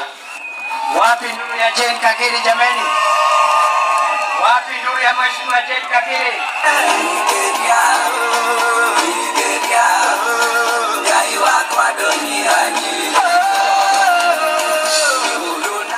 Thank you. Asante sana DJ, Deputy President wetu Kithure Kindiki, viongozi wote na watu wa Nyaribari Chache. Wairire. Tunaona najua kidogo. Mungu ni mwema na kila wakati. Yule ananiona akubali kunisalimia hivi kwa hewani. Jina langu ni Jane Wangeshi Kagiri kutoka kule Laikipia County, na pia kule Laikipia County niko na watu wametoka huku Kisii. Nikirudi niwapatie salamu. Huko wanajiita Egesa. Egesa ni kusema aje? Ni kitu mzuri? Ni kusema pesa? Egesa. Sawa, nitafikisha salamu. Kitu yangu ya pili ni kuwashukuru kama wakazi wa Nyaribari Chache. Juu siku ya kura mulienda mukachagua kiongozi mashuhuri ambaye anaitwa Zahir Janda. Simjipige makofi. Kitu ya pili mukafanya, mukaenda mukachagua Mama Doris Donya. Mimi leo nimekuja kuambia asanti sana kwa kutuletea waungwana katika bunge, viongozi wanawapenda na viongozi wanawafanyia kazi. Mimi Deputy President, kwa niaba ya wakazi wa Kisii na wale wa Laikipia na wale wa nchi mzima, nataka kukutuma kwa president wetu His Excellency Dr. William Samoei Ruto. Na mimi tafadhali nataka kukutuma Your Excellency mwambie asibabaishwe, asitishwe. Aendelee kusaidia mama mboga, watu wa bodaboda, wale wa mijengo, wale wanajaribu kujiinua, hawa ni watu wake. Msichoke kuzunguka nchi mzima mkiletea pesa kwa watu wetu. Tulipokuwa tunafanya campaign tulisema pesa mfukoni. Si hivyo pesa mfukoni? Kuna ingine? Tafadhali Deputy President, sikia umekaribishwa Kisii, sikia umekaribishwa Laikipia na pahali popote katika hii nchi. Watu wa Kisii, nimeona mnapenda kuimba. Niwafunze wimbo moja ya Kisii. Mmetayarisha sauti? Fanyeni iko sawa. Mimi nikitaja jina na nyinyi mnasema Isano naende. Hiyo ni sawa? Tuko tayari? His Excellency Dr. William Samoei Ruto. Nyinyi mnafanya aje kama mjui kuimba? Si tunajua venye tunafanya. Kwa hivyo tukisema Isano naende tunafanya hivi. Si tutakuwa tukiweka kura hivyo. Excellency Dr. William Samoei Ruto, His Excellency Kithure Kindiki, Mheshimiwa Zahir Jana, Mheshimiwa Doris Doda. Asanteni sana, Mungu awabariki, nawapenda sana, nitatoa 1,100. 100,000. Thank you very much. Thank you Mheshimiwa. Sasa tunaelekea kukamilisha. Tuko na MCAs watano. Tauliza MCA wa hapa ataongea kwa niaba yao, lakini wote wakuja hapa muwaone. MCA wa hapa ndiye ataongea kwa niaba yao, hao wengine hawataje majina ili tumalizie. Wapi Mheshimiwa Steve Arika? Steve Arika.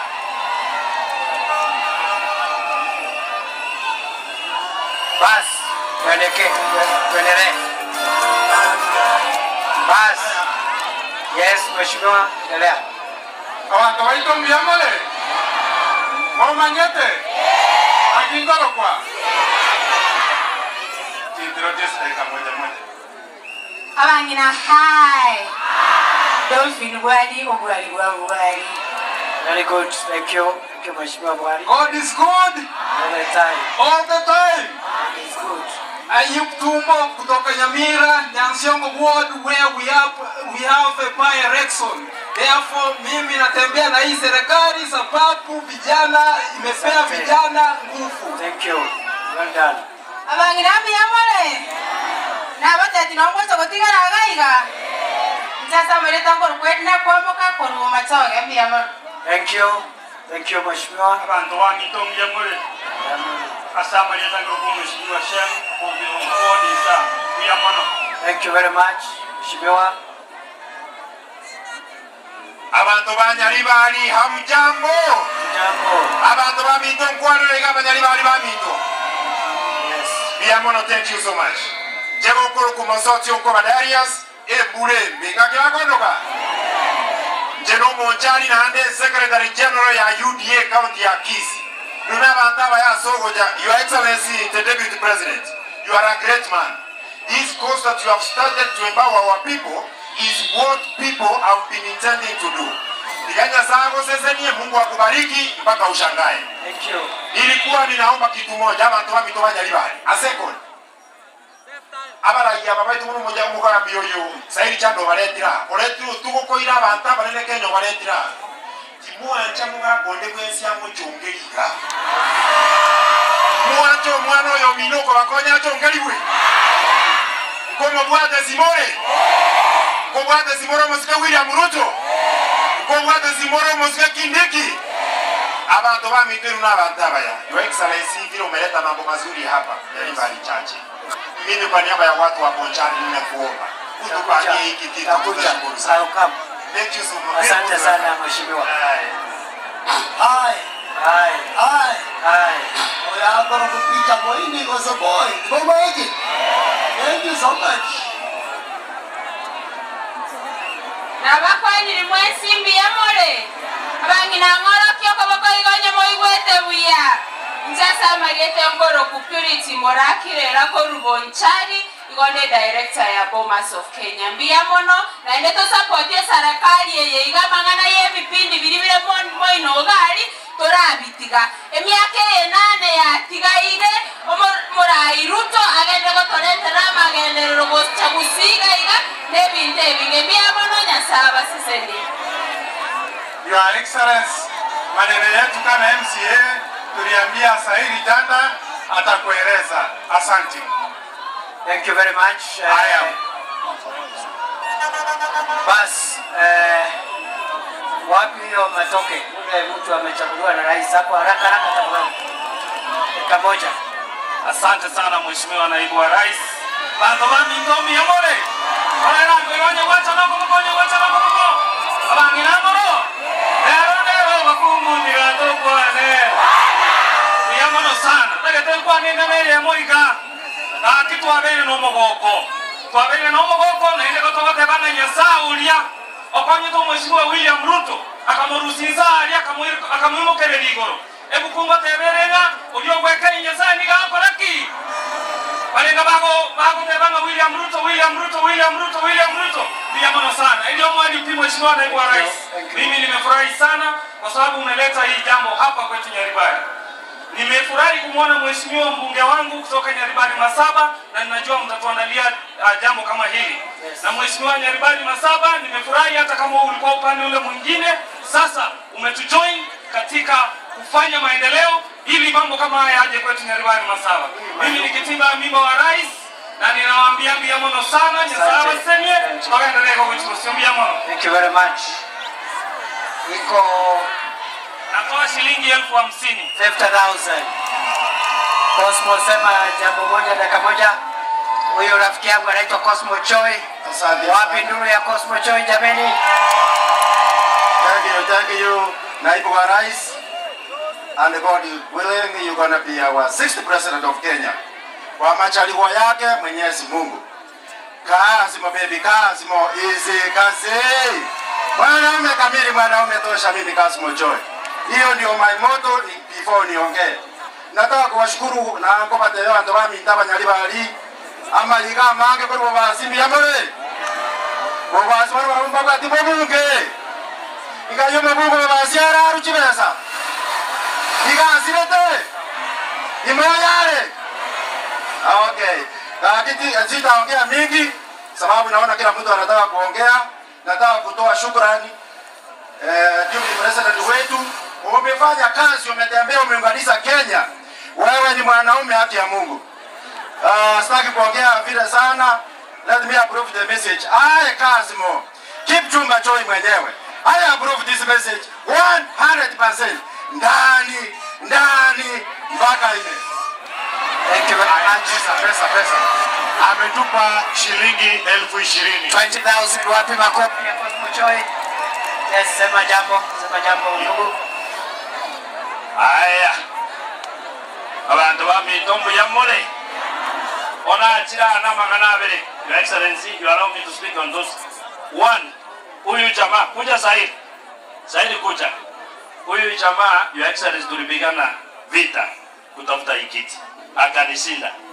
Among the 12 contestants, I was the only person ambaye alimwandikia congratulatory message. Na ni mimi namsupport hata saa hii. Namba ya pili, wakati aliniambia kuna mchango, nikamwambia mimi kwa sababu ya njaa na maneno mengine nilienda upande mwingine. Si nikuongea ukweli? Lakini sasa umerudi. Sasa nimekuja hapa kuambia Naibu wa Rais ya kwamba I wanted him to listen. Your Excellency. One minute. Na kukuhakikishia ya kwamba as a leader na mimi nimekuwa MCA 2 terms. Yes. Nataka unipatie appointment. Okay. I confess before you and I confess before the press. Sasa hivi niletee huyu mtu. Niletee huyu mtu. Asante sana. Asante sana. Very good. Nashukuru sana. Basi yetu mmefurahi. Umefurahi. Huyu Zaidi anatosha hajatosha? Zaidi anatosha hajatosha?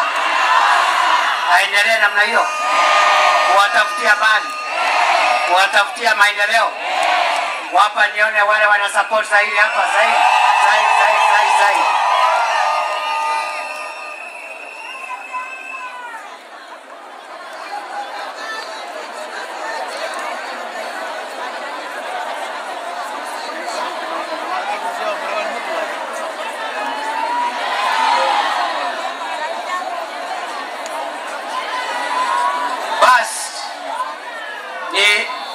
Mungetaka nirudi hapa siku nyingine? Nitembee hapa. Nataka sasa wachaneni na hiyo mambo ya pesa imeisha sasa.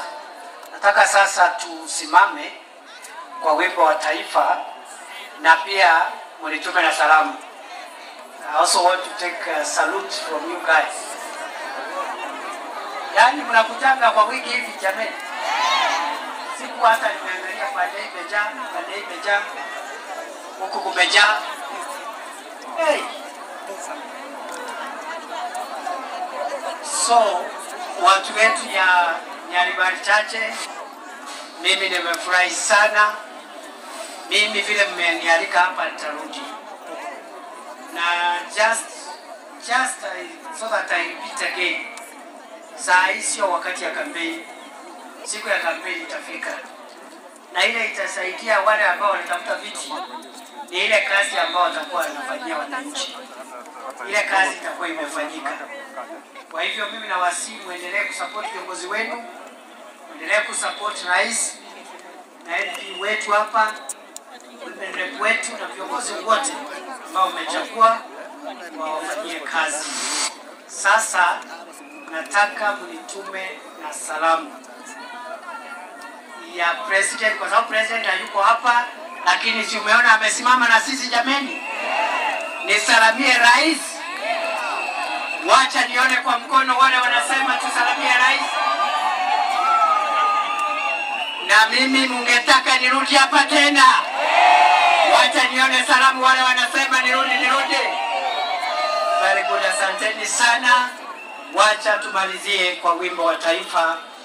Alafu Mheshimiwa Zaira atarudi hapa ndio awapange vile utajipanga na hii maneno yenu. Kwa hivyo tumesanya milioni 10 na 200,000.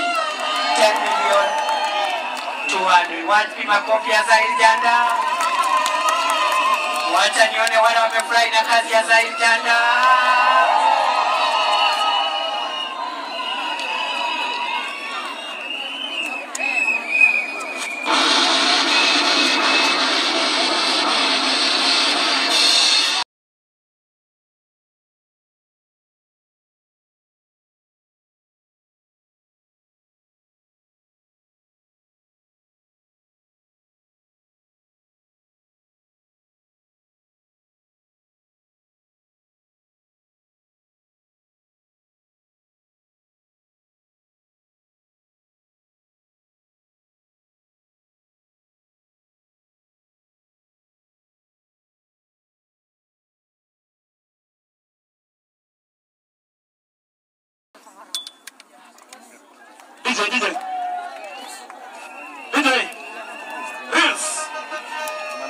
Usi sasa hapo inabidi tukatike kidogo ndio tukusukume, si ndio?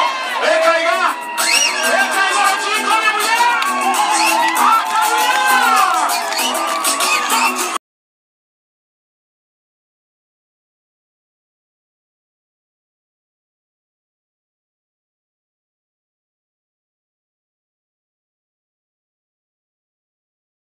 A recompensa dos ímpios, porque tu